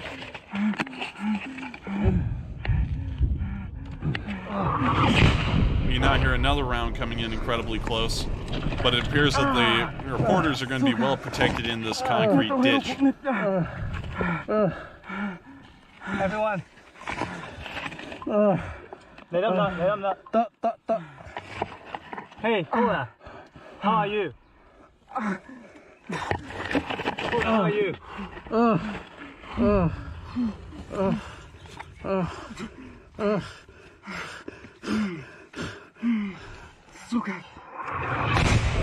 We hear another round come in incredibly close.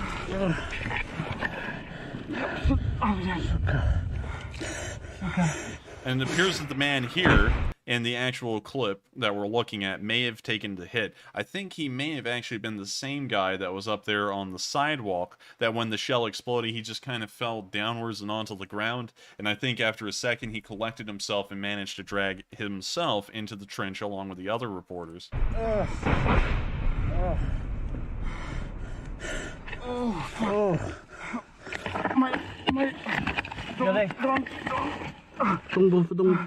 No take my.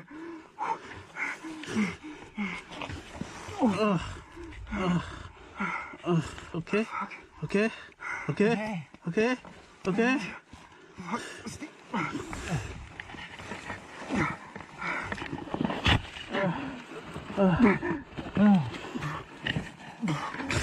Oh, how are you? You get hurt? Suka. Hey, what you should do, you climb back to the car. No, I don't think go back to the car is a good choice. Stay here, don't move.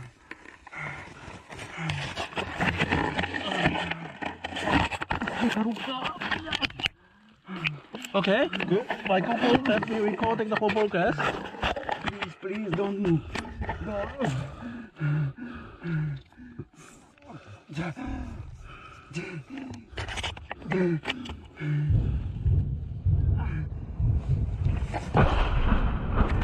We can hear the shells now landing. And it sounds like multiples of them, which may mean that the first 3 shots we heard were actually, I guess you could say, adjusting fire, and now the salvo is coming in. So while it seemed like they were really in the thick of it at the start, they are now thrown from in the pan and into the fire, it seems. Hopefully the fire has been adjusted further away. It sounds like it, but we're going to see here in the film if it was. Hopefully this wounded reporter here can hopefully get some medical attention soon. But unfortunately, I feel like he may have actually been the French reporter we heard of today that may have died from his injuries. I'm not entirely sure, but we're going to let the video continue.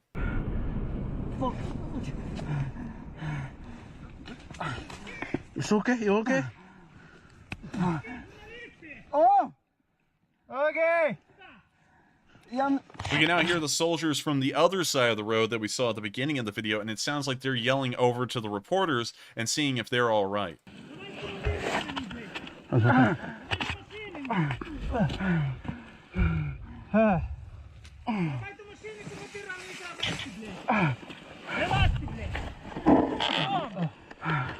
Я поранений. Блядь, тоже поранений, сука! На турникет, є турникет? Закладай турникет, блядь! Закладай йому турникет! So here to explain what's happened, the soldier came over here and he immediately went into, I guess you could say, medic mode. Apparently the injury is severe. He immediately started yelling for a tourniquet, and it looks like he's trying to get his first aid kit to try and get one out and help this man. So we can assume that apparently the hit was on one of his arms, and it may even be pretty serious considering they're going to be putting a tourniquet on it. Турникет на руку! Ти накладай! Бігом, блядь! Here. Бігом накладай, блядь! Да. О, блядь! Oh, fuck.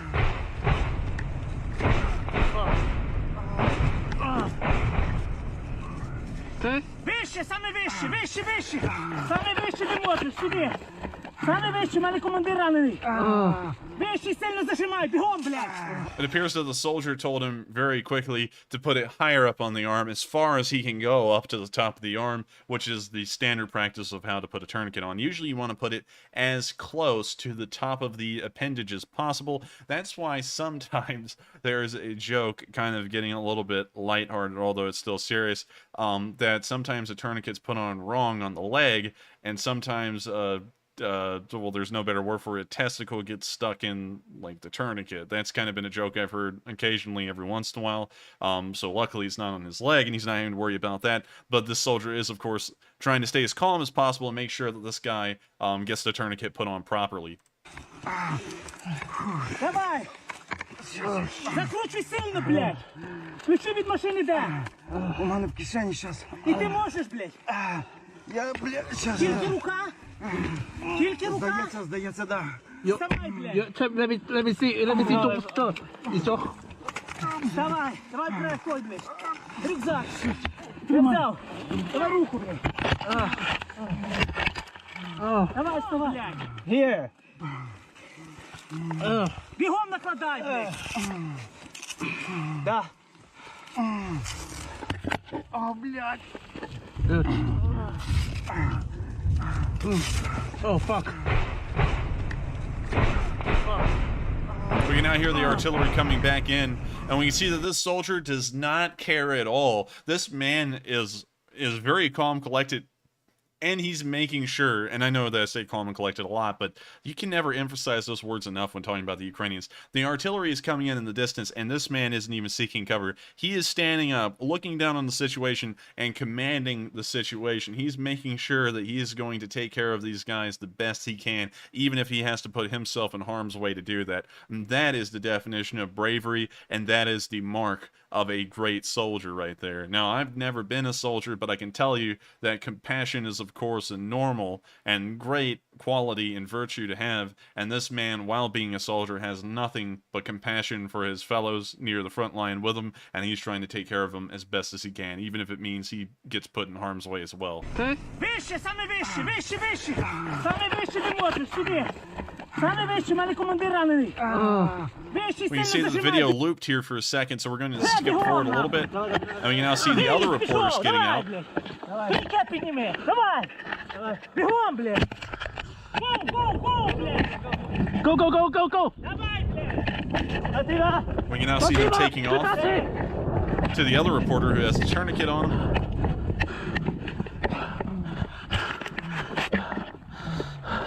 Hey, Mikola, how are you doing? No, it's okay.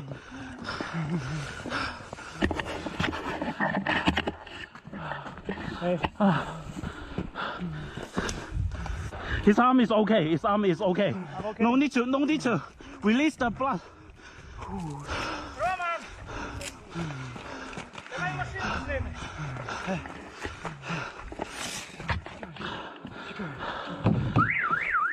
Now we can see that they set off the car alarm to top everything off. We can see that this soldier may have been wounded as well. We saw him do a light limp, but it still looks like he's even trying to help out the reporters who they see are in a little bit of a rough situation. But you do have to give a lot of credit to these soldiers. They hopped right into action immediately to make sure that these reporters were safe as well as themselves. But even at that, they selflessly put themselves in the line of danger, standing up in the middle of an artillery barrage to look at the reporters and make sure that they were all right first. So, with that in mind, you do always have to know that the Ukrainians on film, in actual combat situations and in the line of danger, always go above and beyond and out of their way to make sure that they take care of their fellow countrymen. And that is something to be admired and something that the rest of the world should take note of. So with that, we're now going to be moving on from that clip, and we're now going to be moving on down to the Popasna area, which, with these last 4 bits of news from day 97, will be wrapping up our northern Donbass news, and then we're going to go through the southern front. Starting off near Popasna today, we've actually gotten a couple of bits of news, and we're going to try and pass through these somewhat quickly because the amount of progress that the Russians have made here has been low. The Ukrainians have held them back from the T-1302 for another 48 hours, and so I believe that the Ukrainians will be controlling this vital supply line, artery, I guess you could say, to Lysychansk for quite some while. Starting off with our first bit of news, we can see the Russians using an MLRS in the area of Popasna at night. Here's a video, of course, credited to Russia Today, which hopefully will become Russia Yesterday very soon. Огонь! Да! Передавай команду по связи.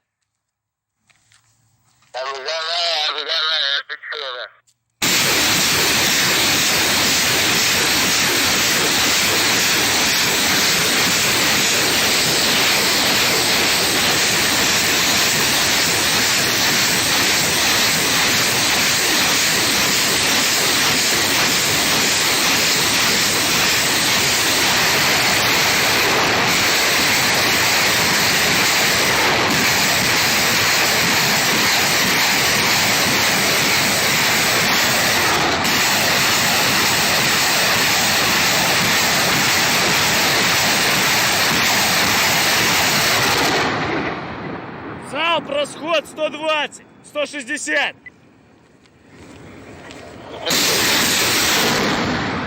Расход 60, 160. Да.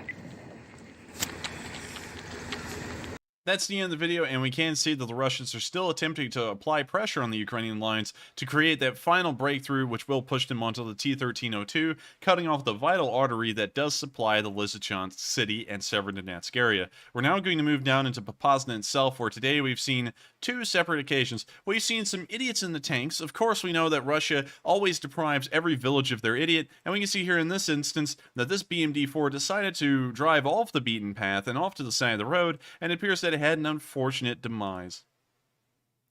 When I say unfortunate, I mean somewhat lucky for the Ukrainians. We can see that it drove right over a mine, and what was the crazy thing? You can see it right there! You can see it in the drone footage. There's the small round dot that is this anti-tank mine. It's nearly entirely exposed, and these idiots, and it looks like there was a crewman on top of the tank, literally drive right on top of it.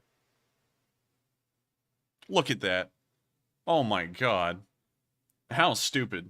Anyways, it looks like some villages will be permanently missing their idiots. And so finally, our last bit of news from the Popasna area is that we've seen a thief. A woman who has left the city of Popasna was looking through social media and found pictures of a Russian tank in the city of Popasna and realized that all of the stuff on top of it is mostly looted from her house. The same, let's see, tablecloth, bed sheets, and blanket are from her house. We can also see here what appears to be, I don't really know how to describe it, but he does, I'll just have to pull it up. Twilight Zone. Pigman. Now, I have to say, I don't mean to be rude, but they do have a striking similarity, don't they, in between the two? I would say it's very close. So we may be entering the Twilight Zone here, but we'll just leave it at that. And so with that, we've now covered all of the news of Popasna, and we're now going to move on to Bakhmut.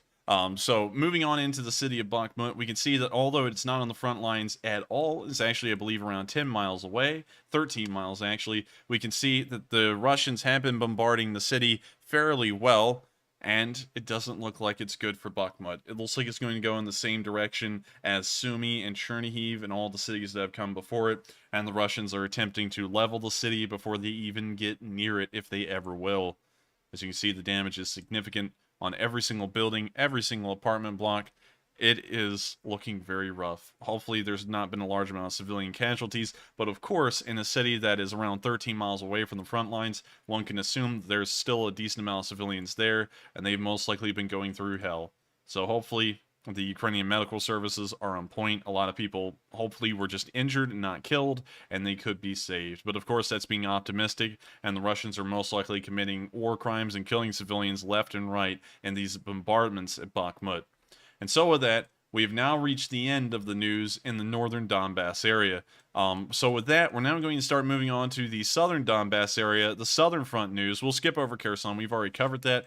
And then we'll move on to the small amount of international news we have today and the speech from President Zelenskyy. And so with that, we're now going to move on into a 3-question segment. And with that, what do we got, Matthew? All right, so first up, we have a $50 donation from Ryan Hughes, who says, the Russian state is organized very similar to the American mafia in the sense that the most ruthless and corrupt individuals end up in leadership positions.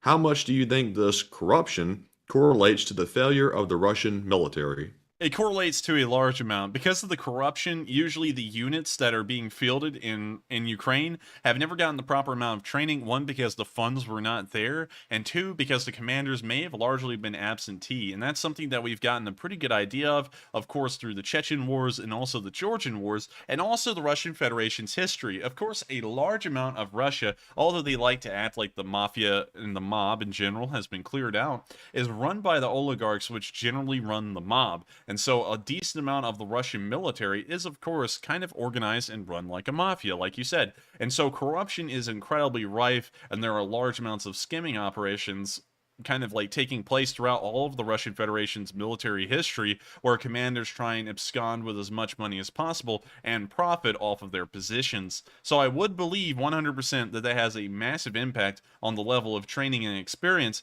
that these contract soldiers even have, considering that they've mostly been deprived of their own funds, equipment, and such. So I hope that answers the question, and I do thank you very much for the support. It helps out our channel a lot, and we're always appreciative of everyone who helps us to keep running. And with that being said, we're on to the next question. And up next, we have another super chat from Ryan Hughes, who puts in a $40 donation this time and says, we need to accelerate your career to ensure you remain in the news industry so you can continue to spread the truth and honesty to the youth of the world. Excuse me. Well, I thank you very much for the support, and that is great to hear. I know that a lot of people love this channel, and it's wonderful. Of course, I'm still going to be trying to go through law school. I want to make sure to try and go through law school so I can get a law degree, so that way I could go and pursue law if I would wish. You know, of course, it's trying to line me up for my future run in politics, which I am hoping for. I know that I say that I don't want things to get political here on the channel, but at some point I do wish to run for politics and be a politician that almost everyone can look up to and be proud of.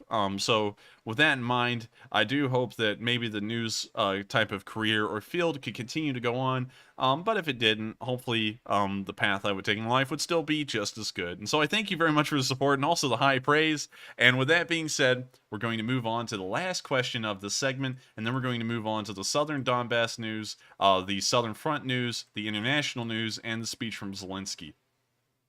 And the last super chat of the segment goes to Kaltenberg, who puts in a $20 donation and says, incoming cash. Well, I thank you very much for the support, and it's always great to always have people who just want to support the channel just for the sole fact of keeping it running.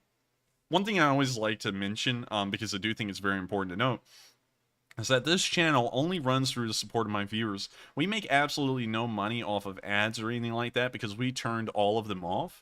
And so the only way we can continue to run is either through merchandise sales or through super chats alone. And so if you would like to keep this stuff running and also, you know, let us know that you do enjoy this a large amount and would like it to keep going, of course, sending in a super chat is a tangible way that we can always keep the channel running. If you can't send in a super chat, that's perfectly fine. There's a lot of other ways that you can help us to keep this thing running. running. For example, hitting the like button does a large amount of help for keeping this channel running and also letting other people see it.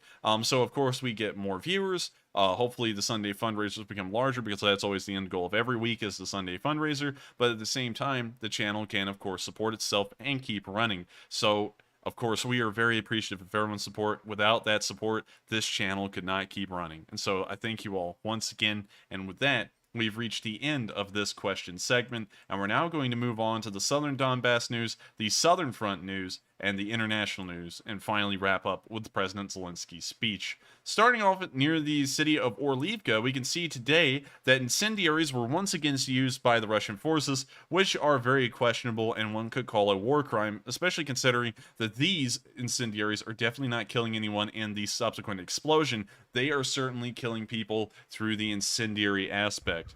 As you can see, the white phosphorus, or whatever this may be, some people say it's thermite, is raining down on the Ukrainian positions, and unfortunately most likely causing a lot of burn injuries. White phosphorus, if it is white phosphorus, burns to the bone and through it, and thermite can also do the same. It is incredibly excruciating and a very painful way to die, and mostly why it's not used by any militaries in the modern world. It's largely considered inhumane, much like poison gas. With that, we're now going to move further down the Donbass area, and we're now going to move to the area just outside of Pisky, where today we've seen that Ukrainian artillery has once again been in action in the area, although we haven't gotten any more news from either side today. This may suggest that there's been a small pause in the artillery battle, while the Ukrainians are still nickeling and diming away at the Russians with small MLRS barrages here and there.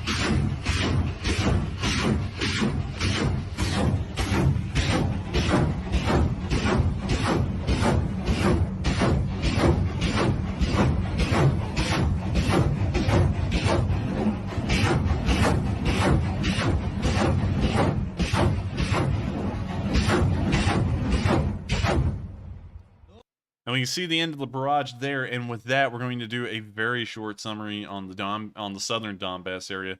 So for today, there's not really been a large report of action. Of course, this front has been in a stalemate almost over the entirety of the war. There's not been any progress made on either side, except for the small recapture of Marinka by the Ukrainian forces at the start of the war. Beyond that, it seems like this area has largely fallen into a stalemate. With that, we'll actually be skipping over the city of Mariupol today. We have not gotten any news there, and we're now going to move to the fronts south of Zaporizhia, where of course we've seen our two most favorite units, the 45th, and also I believe I forgot the name of that unit. I'm not really sure if we did have a name for that one, but we've of course seen the 45th Artillery destroying more Russian units. The 45th is constantly at work. It's one of the few artillery brigades that are actually on the front lines along with the other forces of the armed forces of Ukraine, and we can see here today that once again their artillery is excellent. We can see the first shot actually land within yards, several dozen yards of the moving vehicle. We can now see the vehicle taking a sharp right turn and traveling across the field, trying to make its way to an area safe of Ukrainian artillery fire. We can now see a Ural 4320 now enter the same spot, and we can see the artillery pouring in where this 4320 is driving through. We can now see it pass on, and it appears to pull into a hedgerow up here in the top left corner, and we can now see apparently a game where we're going to see what the 45th tries to hit, and it looks like they knocked out the vehicle that moved into the right side fairly quickly. We can now see, of course, an explosion from that vehicle, which does let us know that it was destroyed within 2 shots on the target. Incredibly accurate fire. We can now see the vehicle brewing up and exploding.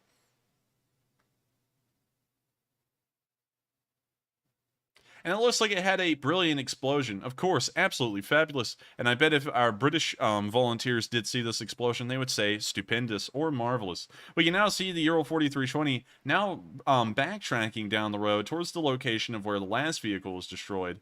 You can see it trying to get out of there, and it appears to also pull over into a field and get bogged down in the mud. We can now see the Ukrainian artillery will also make it a victim of its own stupidity, and we can now see the Russian crew from this Ural has now dismounted and is trying to run away. We can now see the driver has gotten back into the vehicle and is trying to drive the vehicle off into a different location, while the Russian soldiers try and run off in upwards towards the top of the screen. It appears that the Ural 4320 wasn't all too lucky. It was, of course, taken out by a direct artillery shot right onto the roof. And with that, that is the end of the video, and we can see that the 45th Artillery Brigade once again sets the international standard for a world record of artillery accuracy. Within 2 shots on both of these, of the vehicles becoming stationary, they hit their targets dead on, which is very impressive considering that usually artillery will land its shot dead onto its target within about 10 to 20 shots, at least by the Russian standard, and the Ukrainians have been able to get that down to around 2 shots, 1 ranging shot and then a shot dead on target. So of course, impressive to see that the Ukrainians are that accurate with their artillery, and we're now going to move on to our last bit of Southern Front news before we move on to all of our international news, where today we've seen that a drone has taken out more Russian vehicles. We just gotta wait for this thing to load real quick. Of course, Reddit sometimes does have problems. It appears that it's giving us the white screen. So we're going to reload it again, and here's the video. Here we can see a Russian vehicle hiding inside of a tree line. And of course, the Ukrainian drone takes offense to this and is going to drop a bomblet on it. As I said in the short clip today, I forgot what I said in the short clip. I think I said yada yada yada, or something like that. But anyways, beyond the cool quip quos, we can see that the coolest thing in this tank is certainly not the crew, as the tank is now appearing to roast. We can now see that the drone has gone over to a BMP, and it looks like it may also become the victim of a drone strike. Unfortunately, the video did not continue for us to see that. And with that, the Southern Front has once again fallen into stalemate. Today, there's been no progress by either side to break through the defenses of the other, and I believe this is largely because the Russians lack the ability to pursue any other offensives rather than the only one they're pursuing in the Severodonetsk area right now, which may show that the Russian logistics have all but fallen apart. With that, we're now going to go on past the Kherson area. We did cover that earlier in the stream, and so if you would like to see that bit of news, go all the way back to the very start because we did cover that right at the beginning. With that, we're now going to move on to the international news, and we're going to start off in Russia first. Starting off in Russia, we can see that an Iskander battery was used today and launched its missile towards a Ukrainian target. Apparently, we also got impact footage as well at the minute and 24-second mark, which we will be taking a look at and seeing what exactly this Iskander hit.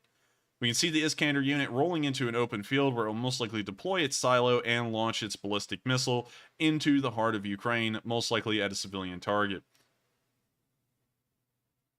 We can see a Russian soldier backing it into position.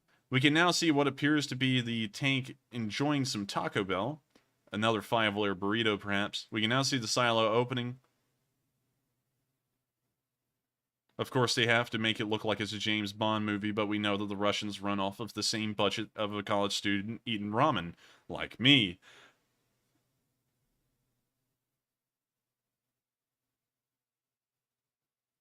We can now see that they put a camera onto the Iskander itself as it lifts the Iskander missile upwards, and we can also see that this particular launcher actually carries 2 Iskander missiles at the same time. We can now see the first Iskander being launched from the vehicle and heading towards its target.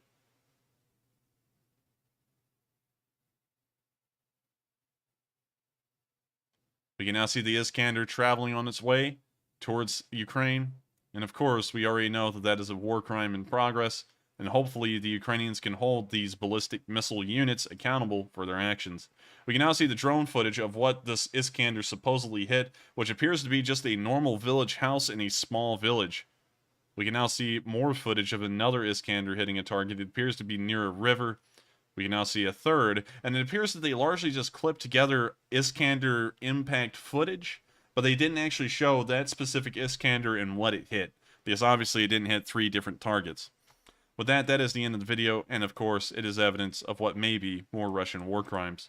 We're now going to move out of Russia. That's actually the only news I think we've gotten from Russia today, yes.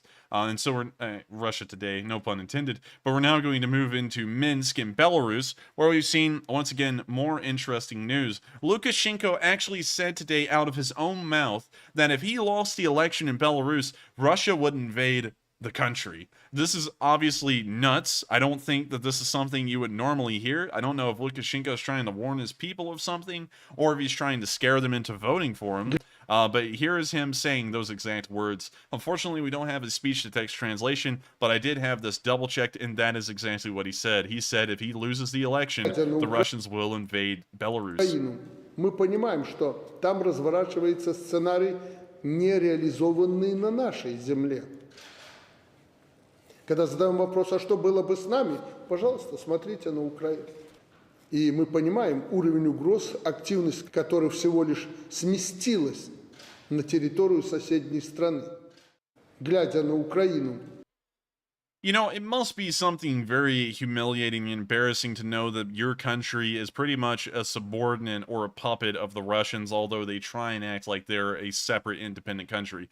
To clearly and obviously say to your people that your country and its politics are pretty much controlled by an external country must be humiliating, to say the least. But it appears that Lukashenko may not actually care, or if he does care, he knows that it's largely out of his control, considering that the Belarusians have an army that is so bad off and so poorly funded that they're pretty much just a very militarized police force.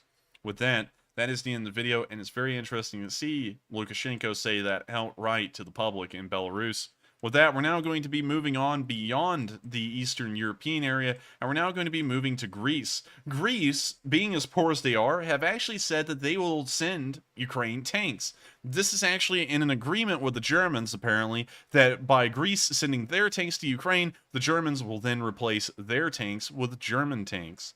So very interesting, and we've also seen this reported by Topisa, I believe is how that's pronounced, although I'm not entirely sure. But a very interesting and I guess you could say occurrence nonetheless. I'm not really sure if the Ukrainians the Greeks could economically ever provide anything. We know that the Greeks actually went through a large bankruptcy in the early 2010s, and they've never really recovered from that. Yet, we can still see that their generosity is larger than their economy, and they are willing to go out of their way to support the right cause, which is, of course, great to see from the Greeks. With that, we're now going to move even further west and into Britain, where we can see today that there are Russians that are on the west side. Whilst a decent amount of them are still in Russia, there are a decent amount of them that did flee, and we can see that one of these Russian men was burning his passport today in a protest in Britain. Here's the video. Here we can clearly see the Russian passport, and we can see that he's put a lighter to it and he's burning it, which shows his conviction to how wrong he thinks Putin is.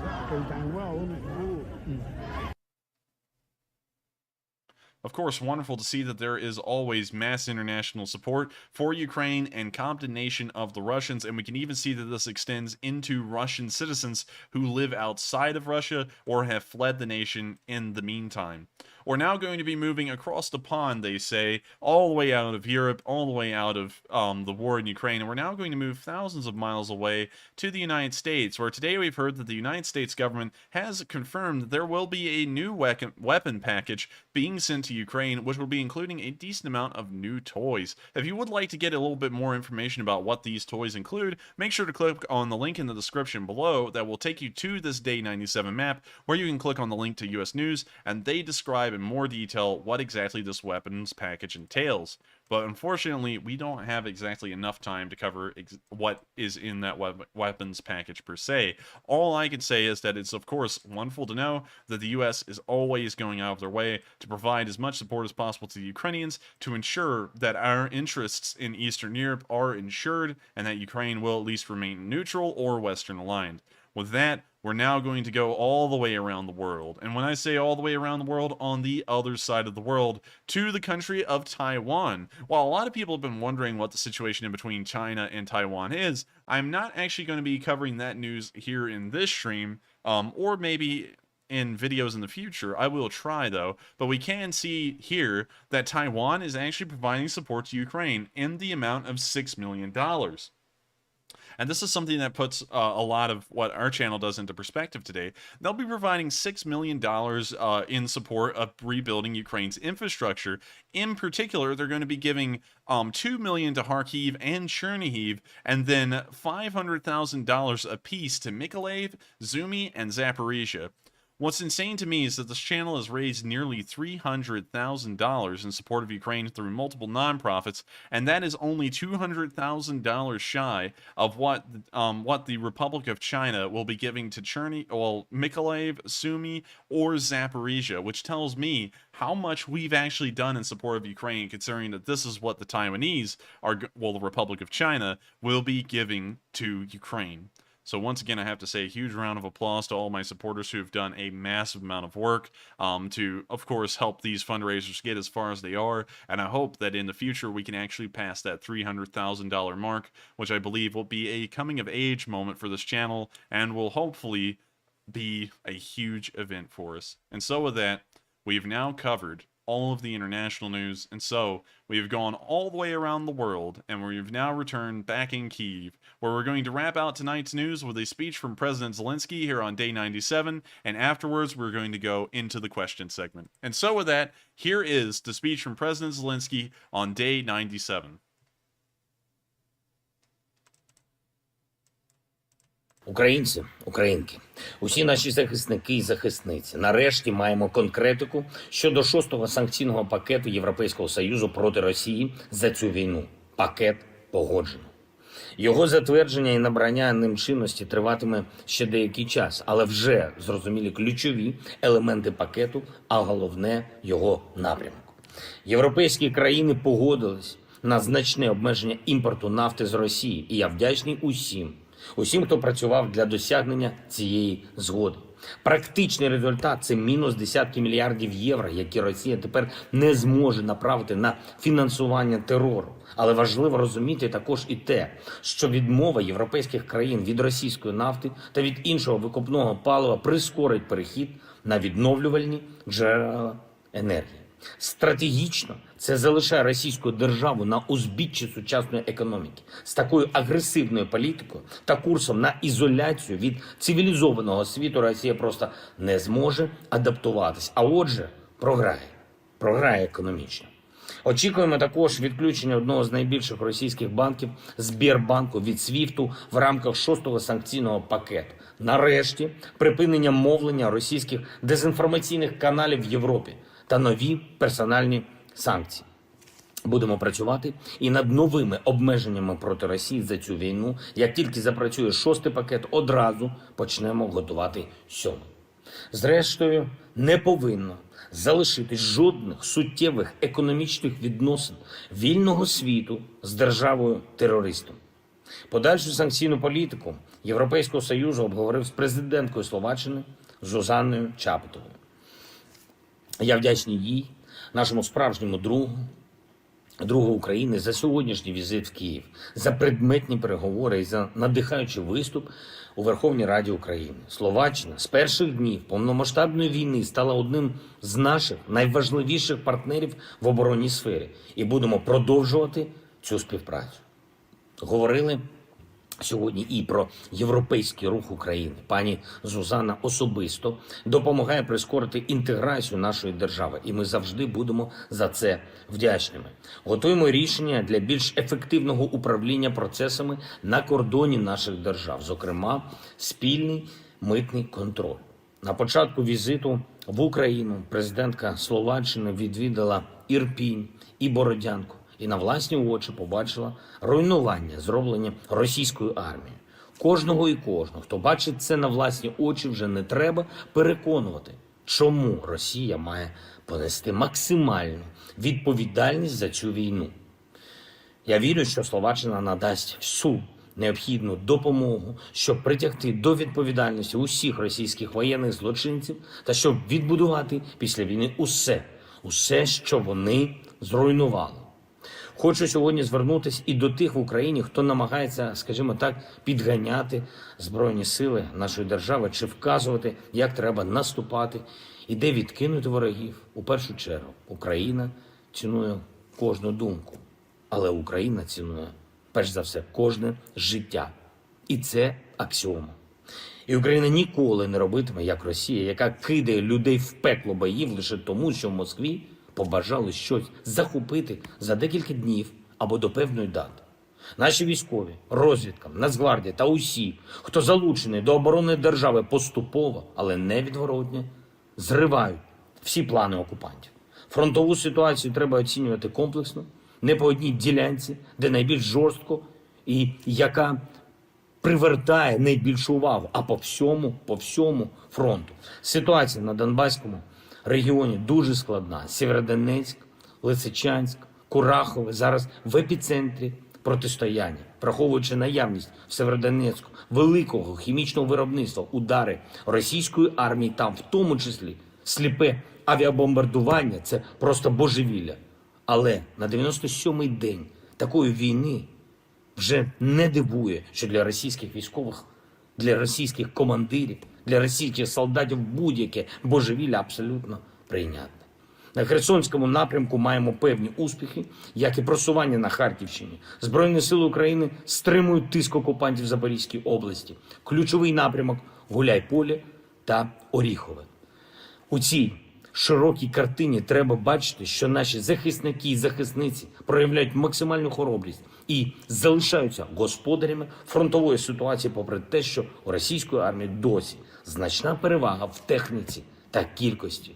Звичайно, кожному в Україні хочеться, щоб всі наші території, всі наші люди були звільнені вже сьогодні, якнайшвидше. Повне відновлення територіальної цілісності нашої держави – це наша мета. Але діяти треба обережно, цінуючи життя. Кожен і кожна на всіх рівнях мають бути зараз лобістами постачання нашій державі сучасної важкої зброї, сучасної артилерії, усіх тих систем, які дійсно можуть прискорити перемогу України.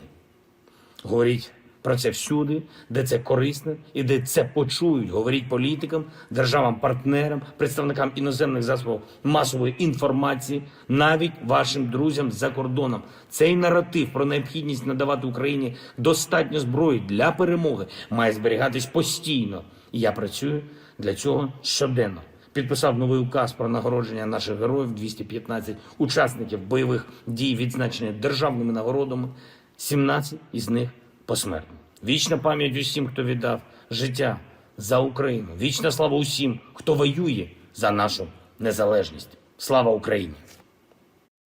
With that is the end of Zelensky's speech for the day, and we are not done with the news. There's actually something important to cover because I've seen a lot of people get miffed in the chat over something I don't think they understand, not to be rude or anything, but I think a lot of people don't actually understand what's what. Apparently a lot of people are confusing the Republic of China with the People's Republic of China, and let me explain the difference here. Taiwan's official name is the Republic of China. Just for y'all to know, that does not mean it's part of China. It's its own country. It's a little confusing, you see, because the thing is that the Republic of China was, back in the day, the de facto China. If I pull up a map of its borders in 1940, you're actually going to see, if I can pull it up and actually show it, that is the Republic of China. Back in the 40s, it was literally China.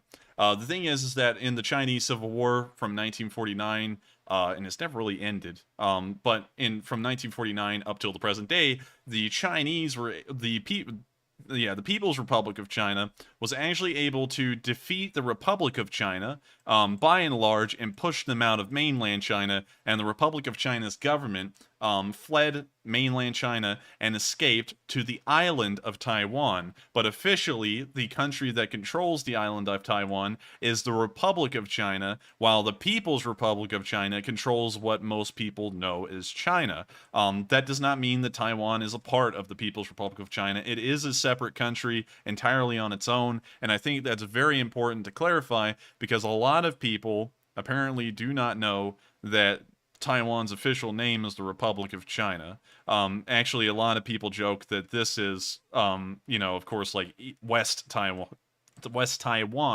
but I want that clarification to be clear, because apparently some people didn't know that, although I covered that in depth at one point on, like, one of the last week's streams. So with that, I think we've covered most of the news. Hopefully, a lot of people were able to follow that. Hopefully there's not a lot of people going, Taiwan is Taiwan, because it's called the Republic of China. Like, if I pull up Taiwan's official name, you'll find that it's called the Republic of China. You'll also see that they have a separate president from China. And you'll also find that all of the legal documents that are written and made within Taiwan are not called the Taiwanese government. They're called the Republic of China's documents, just to clarify that. So hopefully that's known, because I don't want a lot of people thinking I'm trying to act like Taiwan is not its own country. It is. So with that, we have now reached the end of the news for today.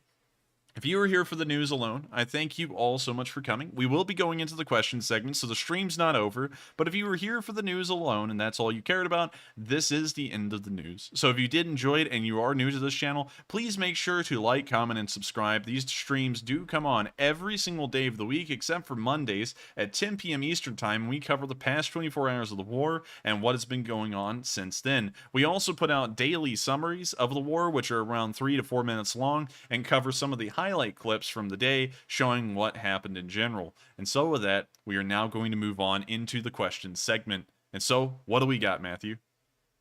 All right, so first up in our super chats, we have a whopping $200 donation from Panama, who is a longtime channel viewer, who says, with the Russians getting more and more desperate, when the Ukrainian forces retake the southeast of Ukraine, will that finally force the Russians to accept defeat? I think it may, and I thank you so much for the massive amount of support, Panama. That kind of support keeps our channel running a huge deal, and of course, I'm greatly appreciative of it. And to answer that question, to try and get into that instead of harping on how much you helped out the channel, I believe that may be a death knell for the Russians, but they may try and keep it going. There's really no way to tell what the Russians' plans are as to what their threshold for defeat will be. I feel like, honestly, the Russians may wait until they're pushed entirely out of the country or their economy collapses to accept defeat, whichever one comes first. But at the same time, I feel like if they lost everything all the way from Kherson to Melitopol, and the Ukrainian forces were right on the border of Crimea, I feel like that would largely make the Russians accept defeat, so that way they didn't have to go through the embarrassing situation that would most likely unfold if Ukrainian forces were to actually start pushing through Crimea. But then again, that could be a whole other can of worms. So with that, I think that's the best way I could explain it, and I thank you so much for the support, Paul. That kind of massive amount of support always helps out this channel a great deal, and I thank you so much. You don't know how much we appreciate that kind of support, because it lets us look into the future and keep on doing this. And so, thank you once again. It's a huge help, and you don't know how appreciative we actually are of it. And with that being said, we're going to move on to the next question. And next up, we have a $20 donation from Old Salty Squid, who is another channel regular, who says, hello, Enforcers. Pass of Glory was really good. Made me mad, but it was good. Thanks again for the recommendation, and keep up the great work. Boy, thank you so much for the support, and I'm also glad you watched the movie. It made me mad too, and not to spoil it for anyone, but the ending is so aggravating. Oh my god, it was... Like honestly, for an anti-war movie, it focused so little on the war, and it focused on the actual political structures within the military. Not to spoil it for anyone who hasn't watched it, but it was incredibly good, and it was frustrating to me too. But that's what makes it good, is that it was a frustrating movie, and it was intentionally made to be that way. So I thank you so much for the support. I'm glad you did watch that movie, and everyone back on that stream, when we went through that, had millions of suggestions. I'd highly suggest to anyone who's looking for a good war movie to go back a couple of days on the stream in the question segments and look for the time that everyone started listing off war movies, because everyone had great recommendations, like Bridge Too Far, Longest Day, Guadalcanal. I think there was a movie called Guadalcanal that was made in like the 40s or the 50s. Really good movies. I'd highly recommend watching them. And so I thank you very much for the support. I hope that does address the comment, and I'm glad that I could give you a pretty good recommendation. And with that being said, we're on to the next question. And next up, we have another super chat from Ryan Hughes, who is absolutely being very generous tonight. He puts in another $20 donation and says, I would rather send this money to you over the charity. Without you, there is no charity. Do you think that the threat of nuclear war has increased or decreased in the past 2 months? I think that the threat of nuclear war is actually dissipated as time has gone on. The United States has pushed the envelope as to what they could do, and we found out that most of what Russia said was somewhat of a bluff. Of course, obviously it was. The Russians, of course, would be retarded pretty much to try and commit a nuclear war. That would be suicide for them. And so I think largely the threat of nuclear war has been dissipating, because the threat within the first month, everyone was thinking, oh, the Russians are starting to lose, they're just going to nuke. It didn't happen, and we're now about 3.5 months down the road. We're really 3 months and a week down the road, and they haven't done anything with nukes yet. So I thank you very much for the support, and I hope that does answer the question. And to answer it in brief, I think that the threat of nuclear war has decreased as time has gone on, while it still is kind of closer on the horizon than it has been over previous history. And so with that, I thank you so much for the support, and we're going to move on to the next question. And next up, we have a $20 donation from Bay Dad 2006, who says, keep doing the good work. Well, I thank you very much for the support, and of course, I will try and keep up the good work as best I can.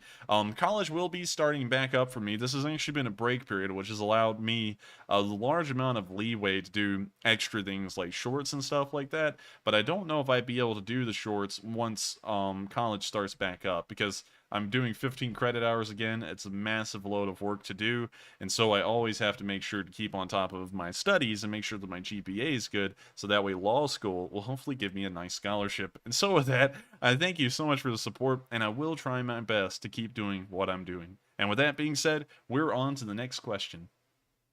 And moving on, we have a $20 super chat from Mom Cat Max, who says, we need to say good night early, something to keep the lights on. Well, I thank you very much for the support, and I'm glad that you will keep those lights on.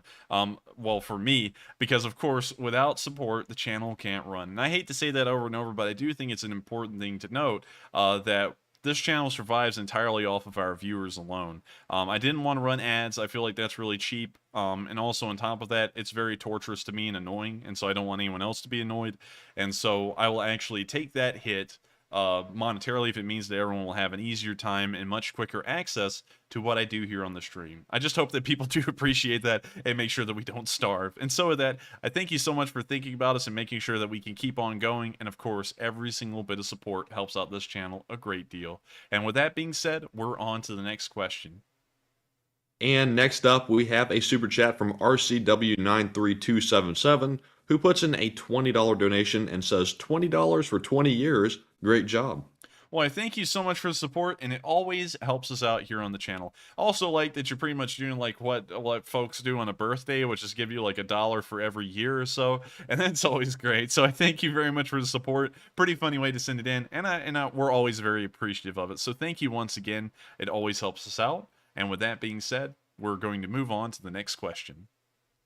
And up next, we have a $20 donation from one of our channel regulars, William Allen, who says, my Shih Tzus both started barking during the video with the Americans and dogs. Is barking a universal language? I think it is a universal language. It seems like dogs just bark at each other to bark, and so I think it actually is a universal language. But I do thank you very much for the support, William Allen. It's always very wonderful to have the support of our viewers. Of course, you've been a long-time viewer, and you support this channel a huge amount. And I got to thank you once again, and it helps us out to... Well, literally, it's the only reason the streams can keep running. Because if I managed, if I just was dirt poor doing this thing and was not making any income off of it, I'd obviously have to go get a job, and then the job would eat up all the time I use for the streams, and then the streams would end. And so I thank you so much once again for the support, William Allen. It helps us out a great deal, and I hope that addressed the question in a way. And also, it's great to hear you got little Shih Tzus. We got corgis. We got 2 of them, and we love them to bits. Corgis are like the best dogs on earth, I'd have to say. And so with that, I thank you so much for the support, and we're going to move on to the next question. And guess who's back? Ryan Hughes is back with another $20 super chat and says, do you think Russians stealing washing machines could have a simple answer? Instead of stealing them for microchips, could they be stealing them to stay clean on the front lines? This would be hilarious if so. I thank you very much for the support, and I think that may actually be the case. Of course, a lot of people have been trying to find the abstract answer as to why the washing machines may be stolen, and while that may be the answer, I always go with the phrase, when you hear the clop of hooves, think horses, not zebras, and that means think of something that's much more reasonable and easier to do. And so I think that for a large part, Russians may be stealing washing machines to maybe use them when they get back home, or maybe use them on the front lines. So that may actually be the case, and that's something that I've thought about as well, because that seems like the practical reason to steal a washing machine is so that way you can try and clean your clothes. But then again, we see so many of them being stolen, one would have to ask, does every single soldier need a washing machine, or does the unit need a washing machine? So I thank you very much for the support. I have thought about that as well, and I think that's also a pretty good explanation as to why they may be stealing them. And so with that, I hope I've answered that question pretty well, and we're moving on to the next question. And I thank you very much for the support once again. And it is now time to recognize a couple of donations without comments here. We have three $18 donations. We have one from Russ and Rot, Michael, and Not a Channel. And I believe all three of those people are channel regulars. So thank you very much for watching the channel for such a long time. And thank you for contributing as well to help us keep running it. So up next, we have a $15 donation from S. Moore, also known as the Sockeye Salmon, who says, "The Salmon Nation assembled for Remembrance Day. Sylvia II, the blue-eyed Sockeye, addressed all the salmon. She recited the poem, In Flanders Fields, and then Hamlet Act 3, Scene 1, lest we forget." Well, thank you very much for the support, and also the great detail about what the Sockeye Nation does to honor its Remembrance Day. I'm assuming now that you must be British, because the British, along with, I believe, most of the Commonwealth nations, celebrate Remembrance Day, which occurs on the exact same day as Veterans Day in the United States. And surprisingly enough, there's been a decent amount of name changes to Veterans Day here in the United States. It actually started off as Armistice Day, which I actually think is more fitting to the actual day. And while it is used to honor veterans of every single conflict now in American history, of course, it is on November 11th, which is the end of World War I. And so I still feel like it ought to keep to its traditional roots of being an honor to the end of World War I, the war to end all wars. And so in a way, I kind of wish it was still called Armistice Day, but I can understand why it did turn into Veterans Day. But still, great to hear about the Sockeye Nation and the customs and the, I guess you could say, honors that they give to their fallen on Remembrance Day. And so I thank you very much for the support. It's always great to hear from the Sockeye Salmons. Just for people who may be new to the stream, we've been hearing from the Sockeye Nation forever. This has been a running joke for pretty much the entirety of the stream's history. So I thank you so much once again for the support, and of course, a great joke. And with that being said, we're going to move on to the next question. And up next, we have a $14 donation from Duncan VR, who's another channel regular, who says, "Why does the media make it sound like Russia is winning the war in Ukraine? It really annoys me because they are not winning. How is the future president about singing the Bayraktar song?"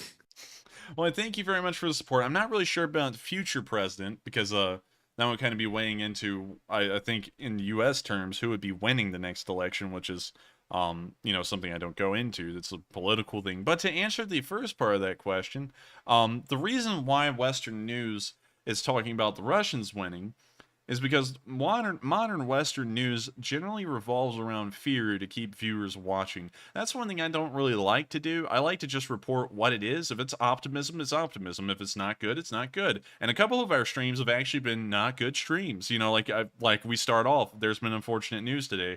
And of course, that never stops the bots or like people with only 2 brain cells clicking around their heads to say, you don't ever report the true story, But anyways, the reason why they talk about the Russians winning is because that keeps people watching. People are like, are the Russians going to win? Oh my God, I'm so scared. And then they get on there to see if the Russians have won yet.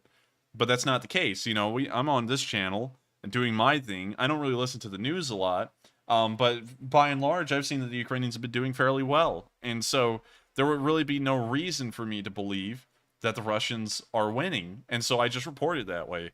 And I feel like that's something that the news ought to work on, is their credibility and trustworthiness, because they just report things bad, just to report them bad. As an example, this is something that will touch everyone at heart.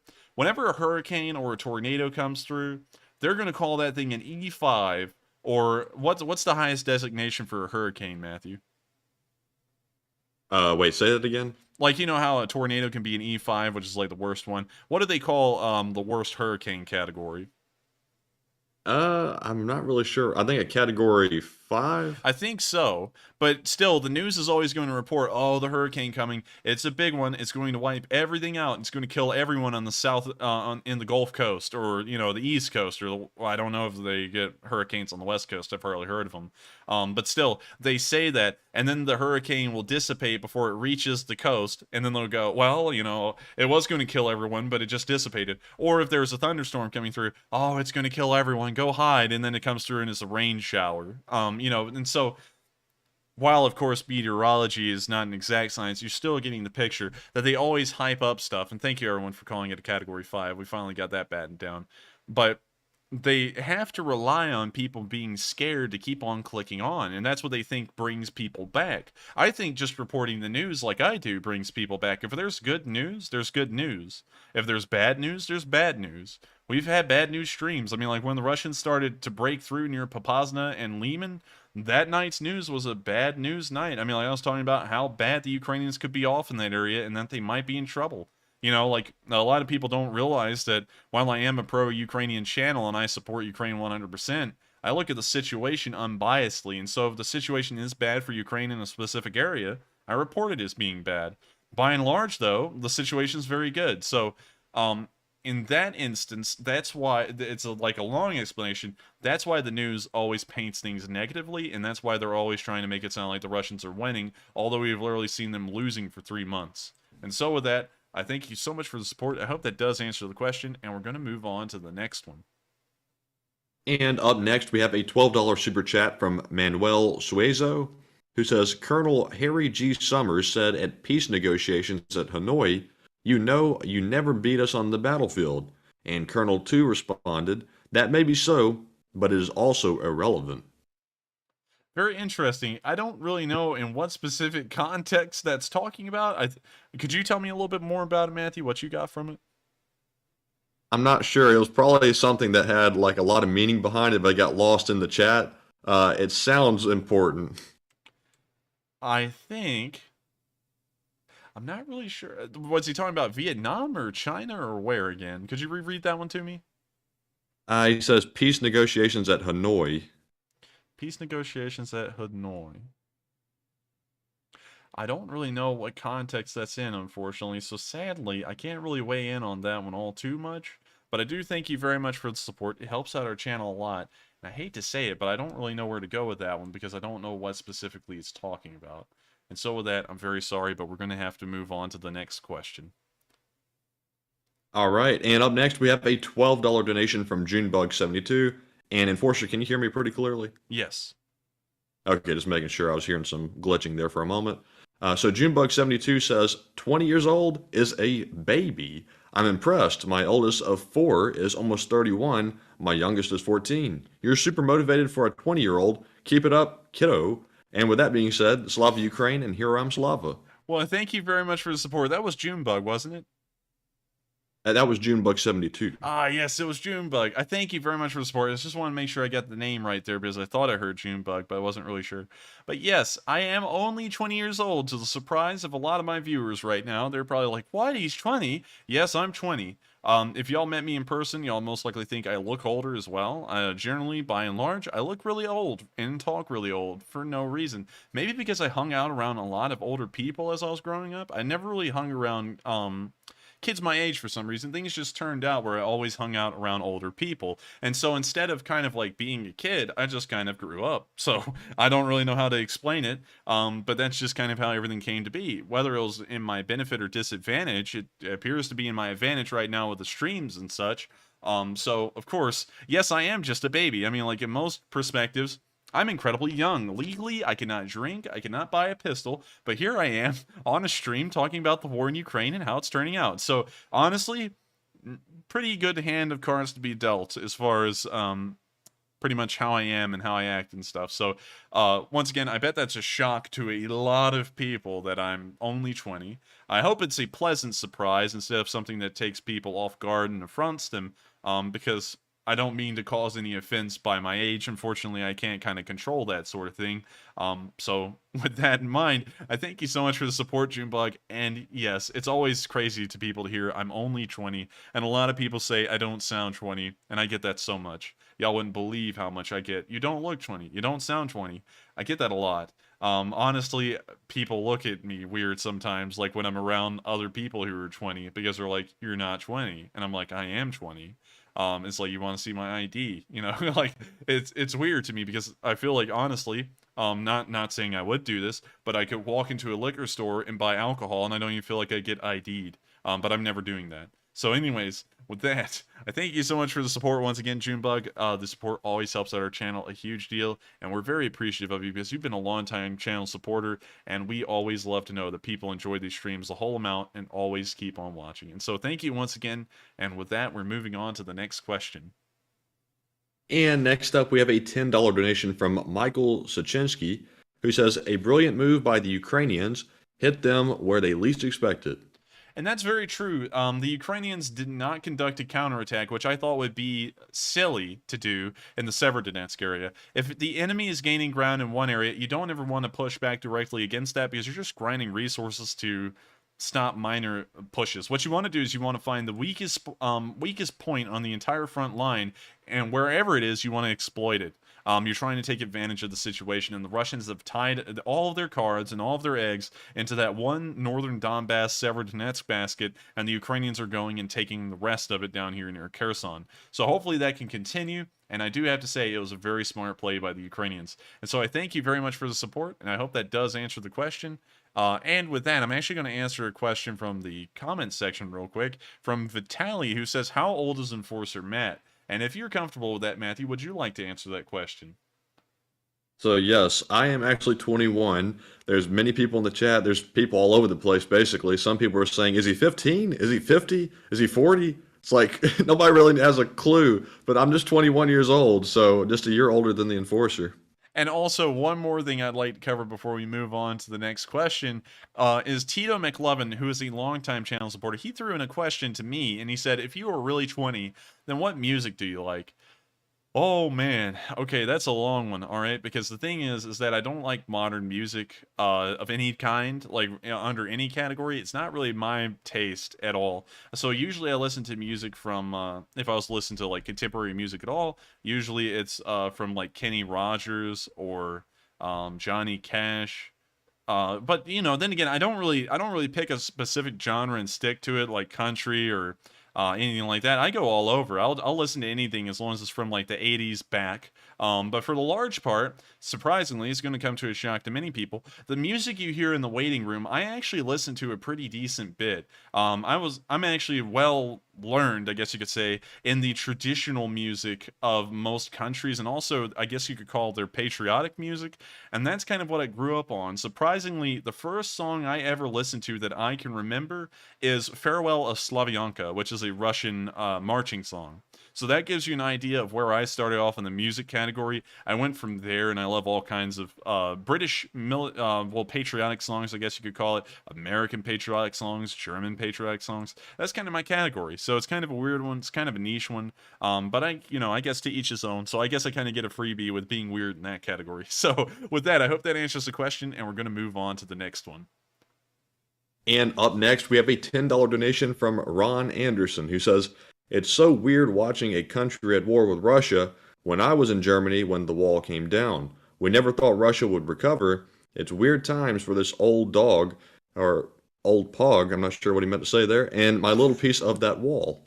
Well, I thank you very much for the support. It's really cool to hear that you actually have a little piece of that wall. Of course, the Berlin Wall was famous and always told in history classes about if they ever covered the Cold War.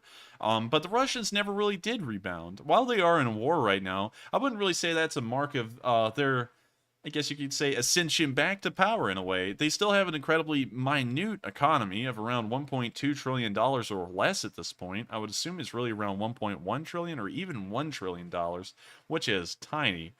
So I don't really think they have rebounded. I think they're still kind of living in the shadow of their former Soviet glory, and they're trying to recapture it, but they've never been able to over the course of the 3 wars that they fought ever since the Federation came to be.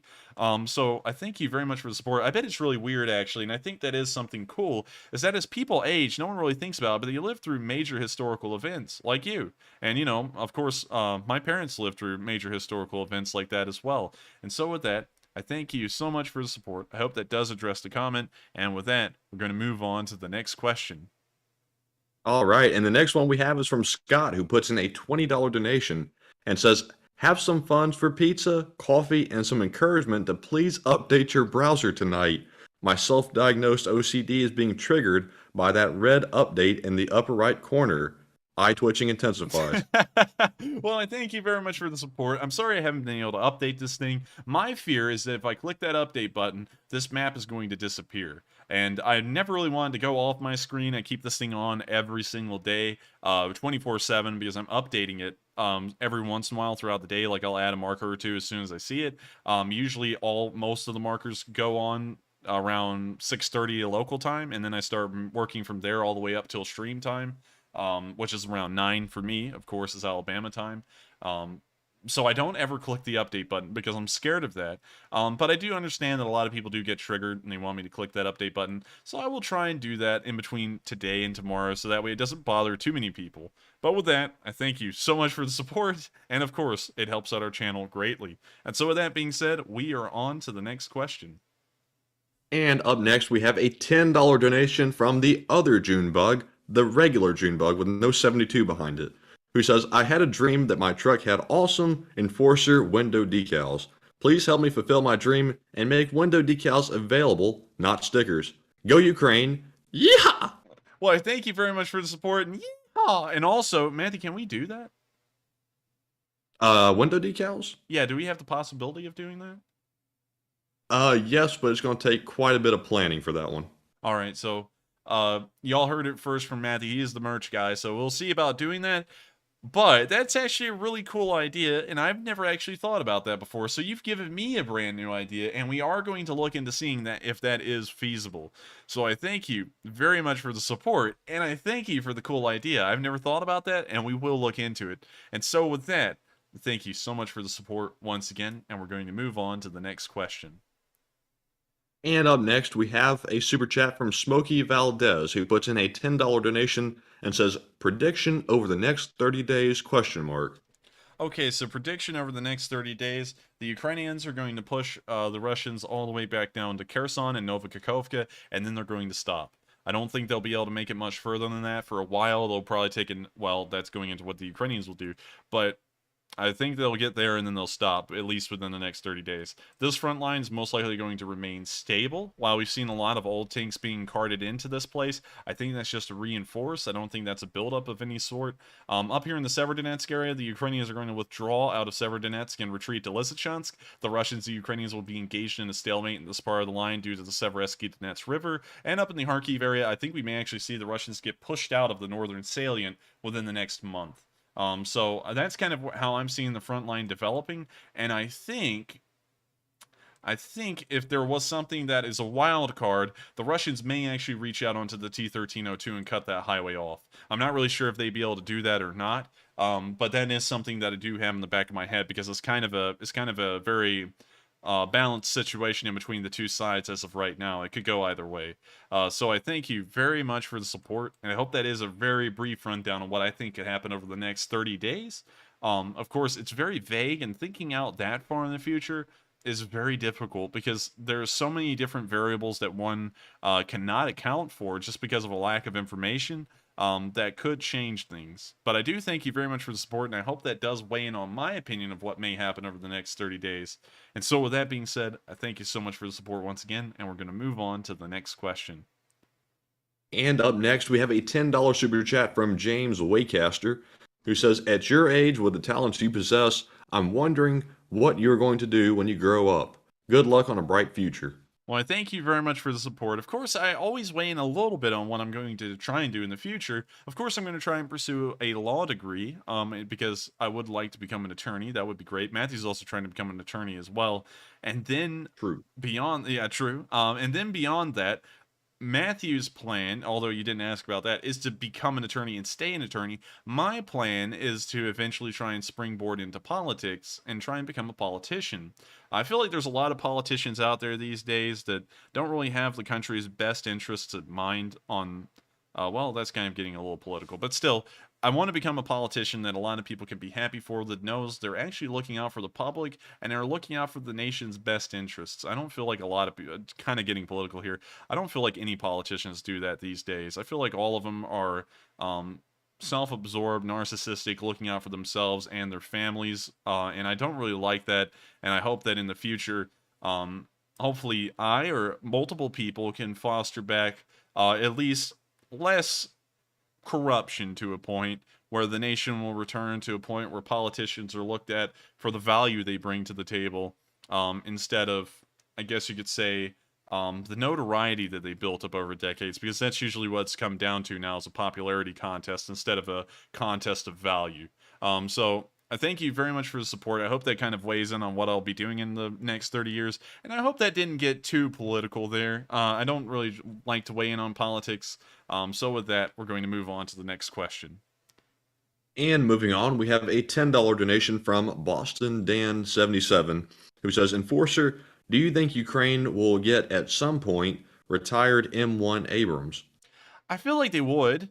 I don't feel like that's too far out of the question. They would certainly not get the M1, the IP M1, or any of the antiquated Abrams. They're using a 105mm rifled barrel gun. I don't think they would be getting that, but I feel like they could be getting some M1A1s. We know that the Marine Corps has retired all of their M1A1s, and those went somewhere, and they haven't been scrapped yet. So I believe that they may be able to get some of those, if any. So I thank you very much for the support, and I hope that does answer the question. And so with that being said, we're going to move on to the next one. And up next, we have a $10 super chat from Sweaty Chungus, who actually has a picture of Chungus as his profile picture, which is pretty cool. He says, bumped into 3 Ukrainians in North California over the weekend while I was catfishing. They were shocked about how much I knew about Ukraine and the fact I was able to greet them in Ukrainian. Very special moment. Well, that's really cool, actually. Actually, during my reenacting event, I actually met, speaking of meeting foreigners in the United States, I met some Japanese people, and it was incredibly cool. Of course, I tried to talk to them a little bit about their culture, and, you know, like the Japanese, of course, everyone has a stereotype about every other country. The Japanese thought that America was all about cowboys, you know, hamburgers, hot dogs, guns, and they came to this reenacting event, and they found out all of it was true, and I thought that was the funniest thing. I was busting out laughing at that. Because we kind of were living up to that stereotype out there in the reenacting field with guns all over the place. So, you know, with that being said, that was really cool to me. And it's really cool to know that you kind of had a similar experience as well. And hopefully the stream did help and contribute to a little bit of your knowledge about Ukraine where you did impress them. And so with that, Sweaty Chungus, I thank you so much for the support. I also love that you have the Chungus profile picture. Of course, that is a huge meme. I think it's somewhat dyed, but I still think it's funny. And so with that being said, I thank you so much for the support, and we're going to move on to the next question. And up next, we have a $10 super chat from G. Scott Deary, who actually put in a super chat to call me out. He says, please enunciate clearly. Is the movie title Pass of Glory? Thank you for all your hard work. I'm an Irish wolfhound. And G. Scott Deary, I actually can't pronounce that for some reason for the life of me. I don't know why, but I just can't do it. Well, I think Paths of Glory. I think that's the closest I could get to it. But yes, it is Paths of Glory, if that is the best way I can pronounce it. Of course, whenever we say it with our southern dialect, it comes out as Paths of Glory, which sounds like it ends with a Z, but it actually ends with a THS. So I hope that kind of clarifies it a bit in a way. Once again, I'm sorry if our southern accents do kind of impair what people hear us to be saying. Of course, it may be somewhat difficult for maybe international viewers, I'm not really sure, but maybe to understand our southern accent, considering that most of the time accents you'll hear on the media are usually from the Northeast or the West. So with that, I thank you so much for the support. And also, one more thing I saw when I touched a little bit on politics. Of course, everyone's always trying to smack me down as a certain political party. I'm not getting into that. All right, I don't pick political parties. I'm not ever going to weigh in on which party I side with. This channel is apolitical. I cover things in a neutral way. Whenever I say anything, it's going to be an equal critique to both sides. And so it's not really picking one side or the other. The statements I made previously were actually addressed at both parties, just to clarify. So with that, I hope that kind of clarifies that so people aren't trying to tack me down to a political party. And with that, we are on to the next question. All right, and next up, we have a super chat from Simon Gardner, who puts in a $9 donation and says, the Donbass is Russian friendly, or at least was. The Russians are shelling civilians indiscriminately and thereby taking out their own supporters.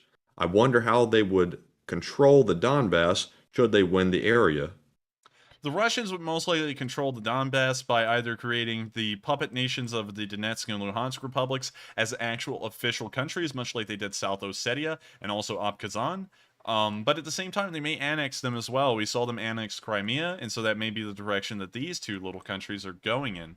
Although I'm not entirely sure. But still, at the same time, I feel like it would just generally become incredibly poor countries that are Russian aligned. But beyond that, they don't really have anything going for them. So I hope that answers the question, at least in a way, and I thank you very much for the support. It always helps out our channel. And with that being said, we are on to the next question. But before we move on, Matthew, how many super chats do we have left? So it looks like we have about 7 left. All right, and so with that, we're actually going to be putting a cutoff for the rest of tonight's super chats. We thank everyone so much for the support. It always helps our channel a huge amount. And the reason why we do cutoffs, just to clarify again, because we haven't said this in a while, is because we want to make sure that everyone that does send in a super chat, if they do have a question attached, can get at least a value out of supporting the channel by us answering the question. And so we do this to make sure that no one gets ripped off. So pretty much. So we'll be putting a cutoff on for the rest of the night. If you would like to support the channel, and that's like the goal, go check out the merchandise. The link is in the description below to the merchandise store. We are running a limited edition merch, and we also have some pretty cool just normal Enforcer merch if you would like to get some and support the channel and get some cool looking clothes out of it. And with that being said, we're going to move on to round out the rest of these 7 questions. Then we're going to take 3 questions from the live chat, and then we're going to end out tonight's stream. And so with that, we are on to the next question. And next up, we have a $5 donation from Zach Jeffers, who doesn't leave a comment, and then a $5 donation from Casey, who says ad-free donation. Well, I thank you so much for contributing to the ad-free fund. We've never actually had anyone do that before. I think you're the first one, and so I thank you so much for recognizing that we are an ad-free channel and supporting us for that. Of course, a lot of people put the money over the quality, and I don't like that because you run into so many unskippable ads these days because of that. It's almost like watching normal cable television. And so with that, I thank you so much for the support in helping us to keep ad-free. And with that being said, we are on to the next question. And next up, we have a $5 donation from C. Fe, who says, I suggest a design with the Kilroy guy looking over a wall. You know, I was thinking about that too. I don't know how we would do that in an Enforcer style. I mean, like maybe, Matthew, we could add like a... that would be something I think we'd have to reach out to an artist to do. But I think we could probably look into that and consider it. I'm not really sure if we could do it, but I have been thinking about that as well. And so I thank you very much for the support. I hope that does answer the question. And so with that, we are moving on to the next one. All right, and up next, we have a $5 donation from William Allen, who's a longtime channel supporter, and says, looks like these Russian troops are from the Far East. I would certainly say so. I know which video you're talking about, and I actually did see that super chat, and I was making the same observation around the same time. And so I do have to agree, it does look like they're from the Far East, maybe like Tanatuvans or Siberians.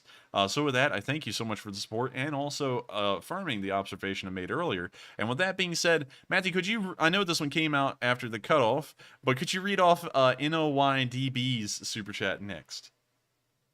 Okay, and NOYBD puts in a $2 super chat and says, what's the airspeed velocity of an unladen swallow? An African or a European one? And now you should go flying into like a pit or something if I remember the movie correctly. So I thank you very much for the support. I had that one read next. I know we have some in the lineup, but I had to have that one read next because I knew what you were talking about. My reenacting group is huge fans of Monty Python, specifically Monty Python and the Holy Grail. So I thank you so much for the support. And also the nice little joke there. I saw that one, I was like, oh man, I got to get that one right now. And so with that, thank you once again, and we're going to move on to the next question.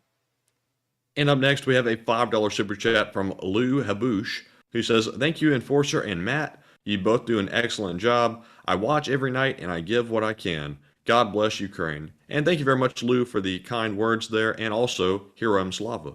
And also, I thank you so much as well. It's always nice to get kind words from everyone.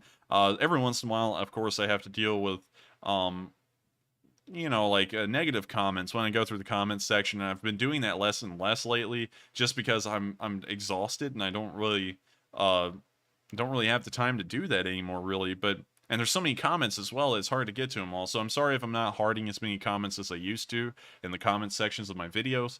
But every once in a while I go through some negative ones and I'll find a string of them. And, it kind of, I'm not going to lie, it kind of puts me down a little bit.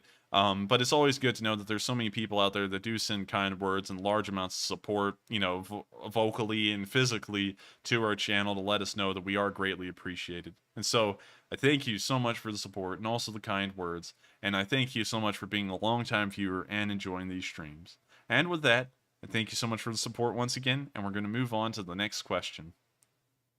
And yes, we were just paid a visit by the good old chatbot. It's gone now, but it always pays us a visit quite often these days, it seems like.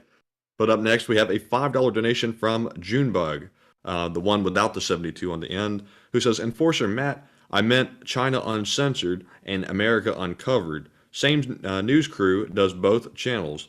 Please watch when you get some time.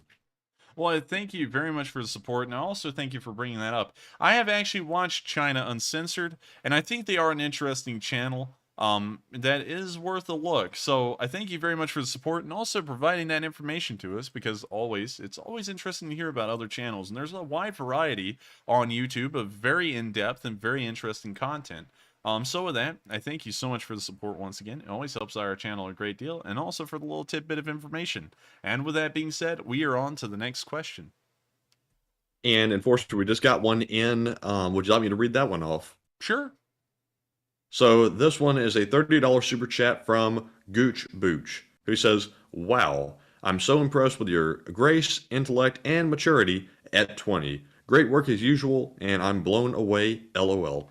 Well, I thank you very much for the support. Once again, more kind words, and we are never tired of hearing kind words. It's always great to hear that a lot of people have a lot of praise for what me and Matthew do, and I do thank you so much for saying I have grace at 20 years old. I try and keep as level-headed and calm and collected as possible. Of course, Matthew being family, we always get into rows and bouts every once in a while, but I always wonder if I do seem calm and collected. So it's always good to hear that I am calm and collected on stream. I always try and be as much as possible, and I always try and be as mature as possible, although I do try and make sure the jokes do have a little bit of humor in them, even if it is a little bit immature at times. I always think that it's important to kind of make sure there's a little bit of comedic relief somewhere in there, so that way it doesn't become too impalatable and too tough to bear, because the raw news alone, the kind we cover, can be hard to see sometimes. But I do thank you so much for the support, and I am glad that we are able to blow you away every single day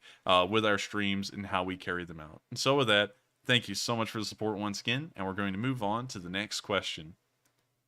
And up next, we have a $5 donation from Jim Darby, who says, awesome job, guys.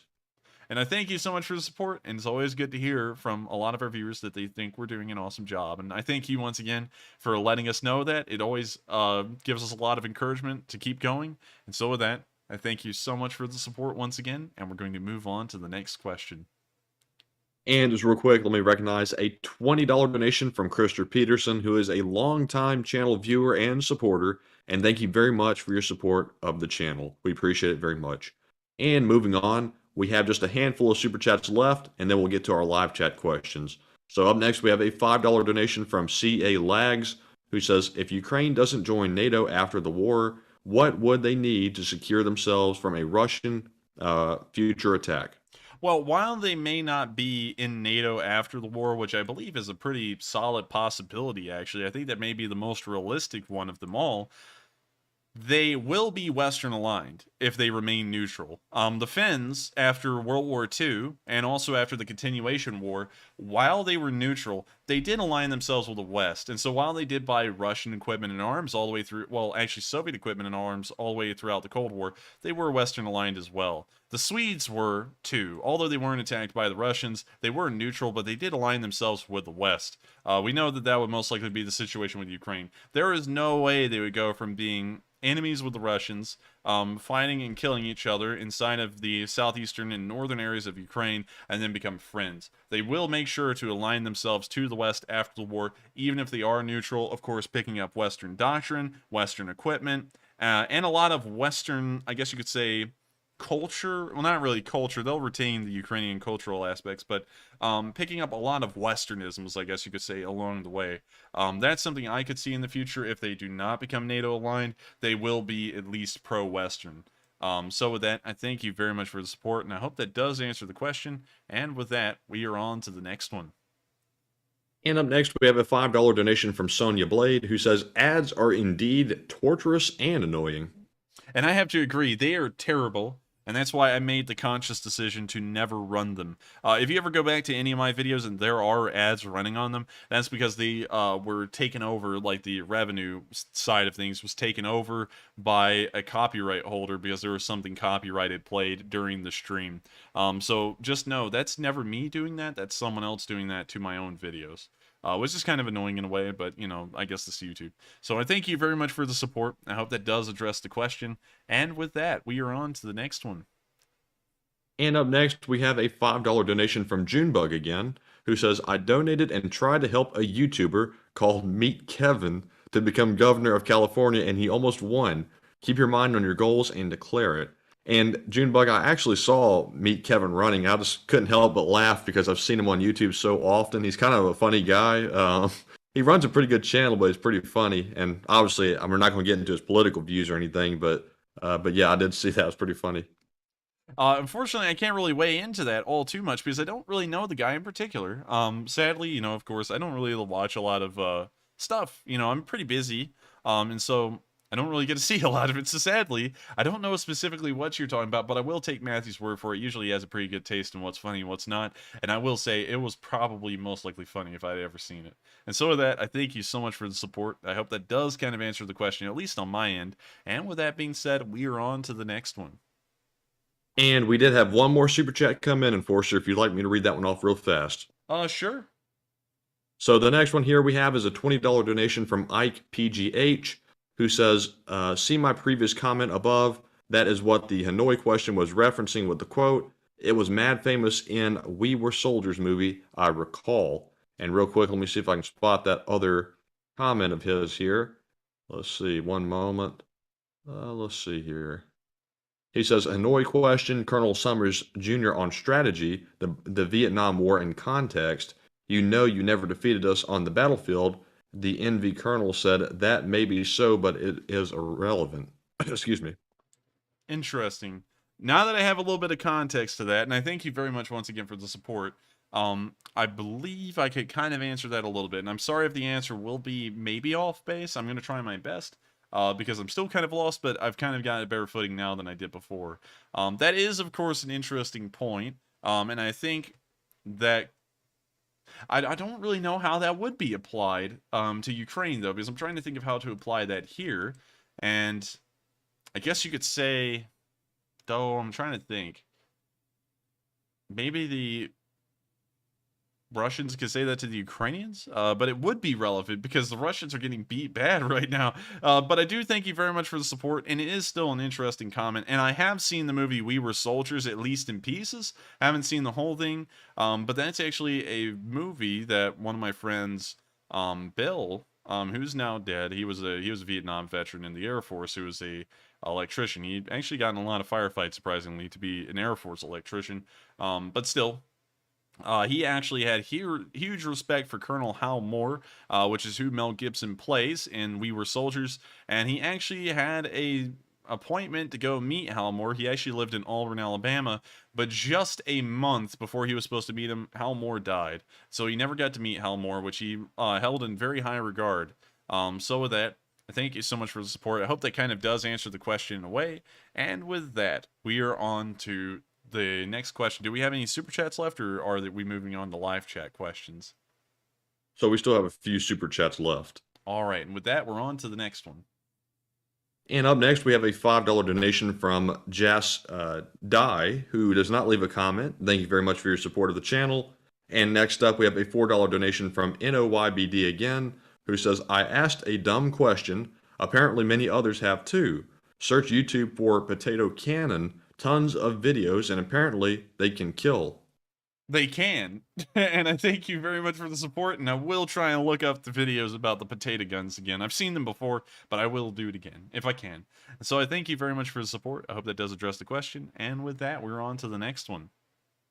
And next up, we have a $4 donation from Fat Bass, who says, Denis Davidov. Denis Davidov. That's a YouTube channel that a lot of people have recommended to me before, and I will try and reach out and try and get more guests on here if I can.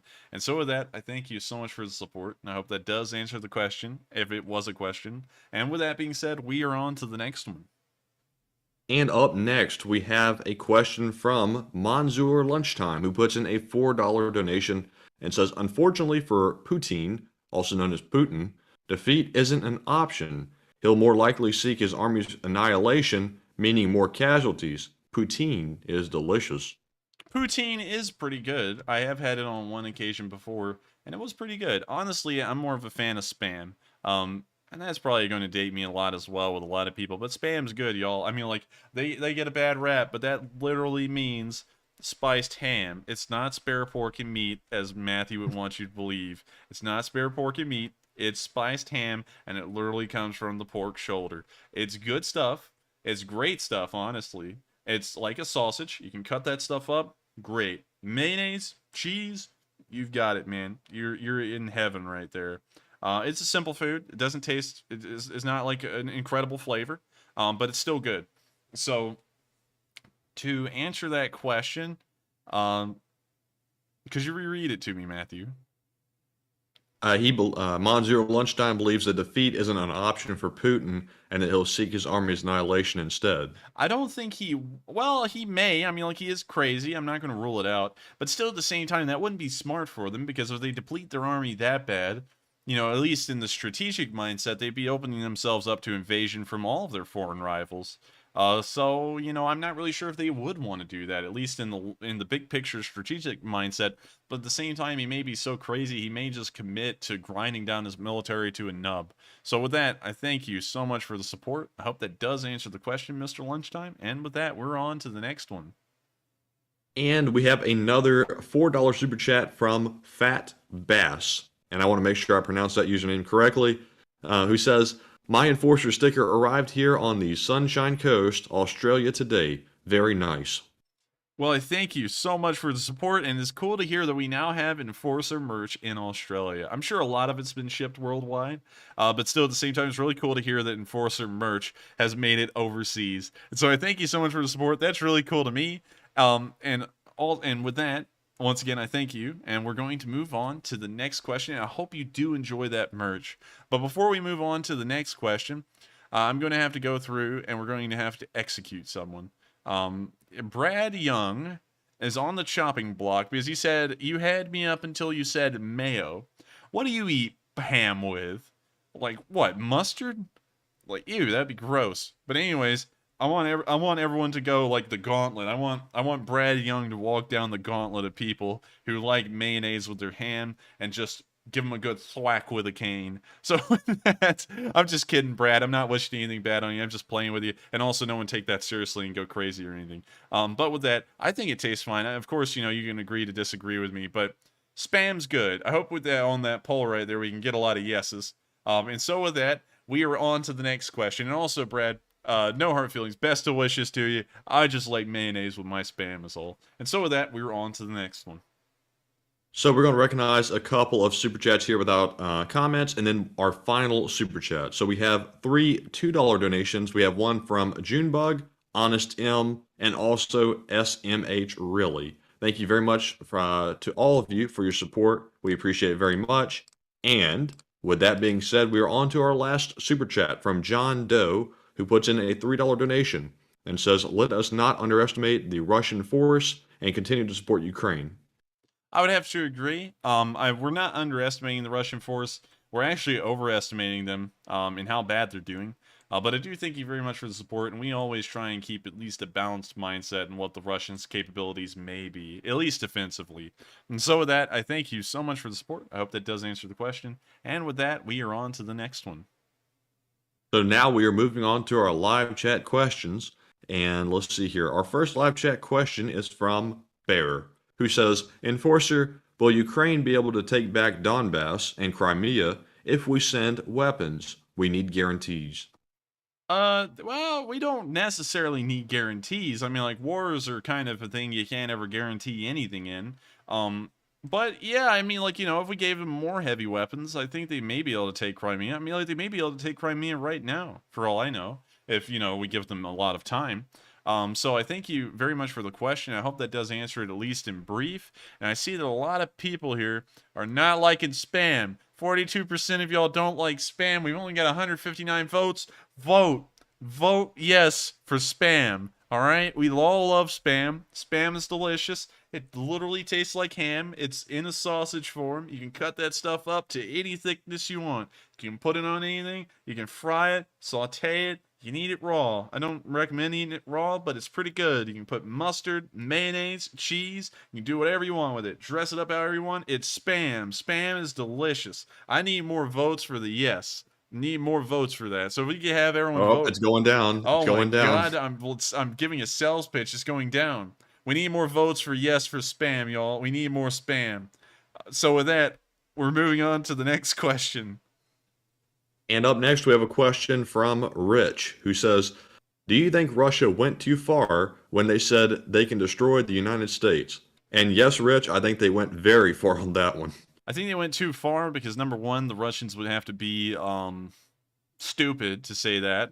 Obviously, in a conventional war, they could never destroy the United States. They can't even fight the Ukrainians. And not to say that the Ukrainians are a subpar fighting force. They're full of brave and incredible fighting men. But still, when you looked at them on face value on paper, they are very, very weak military compared to what the United States can levy. And so in that regard, the Russians can't even take on the Ukrainians, much less the United States, much less Poland or Germany.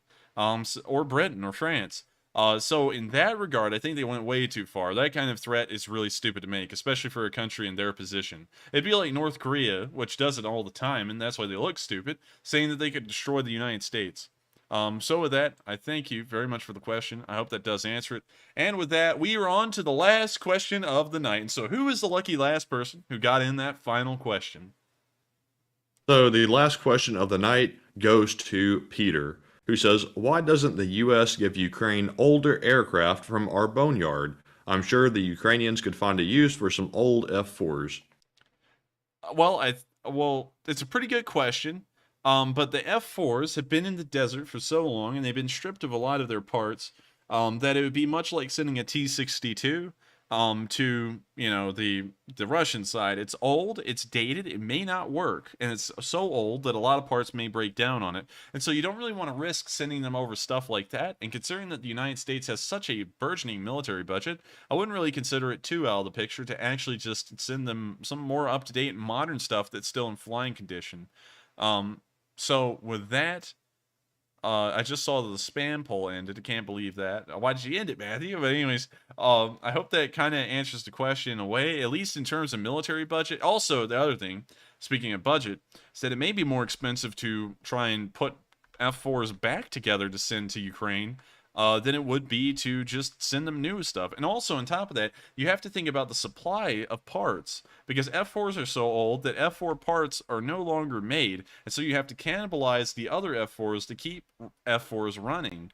And so that's another problem, and that would be something that the Ukrainians would really have to jump a hurdle with, is trying to find parts for these antiquated planes like the F-4.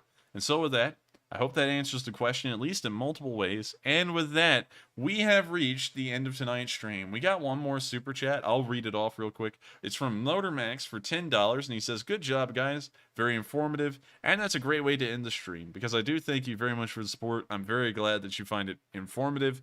And, of course, it is always our pleasure to report the news. And so with that, we have reached the end of tonight's news. If you were here and you were brand new to this channel, then you must be a trooper, because you got all the way through the question segment. And so, if you would like, make sure to hit that subscribe button. We do run these streams every single night at 10 p.m. Eastern Time, covering the past 24 hours of the war in Ukraine. And we also put up summary videos every single day of the week, except for days where I'm not at my house, where I could do that, like on Memorial Day when I went reenacting, or if I'm out filming, which is rarely ever going to happen from here on because no one wants to see my face. Well, at least I don't want anyone to see my face because I don't want people to put a face to the name. Well, a face to the voice, so that way people would know who I was everywhere. But I do thank you all so much once again for watching. It has always been an honor. And I will see you all tomorrow at 10 p.m. Eastern Time, once again, to report the next 24 hours of the war in Ukraine on day 98. Just 2 days, well, actually, 3 days away from day 100. I thank you all once again, and I hope you all have a great night. Good night, take care, and stay safe.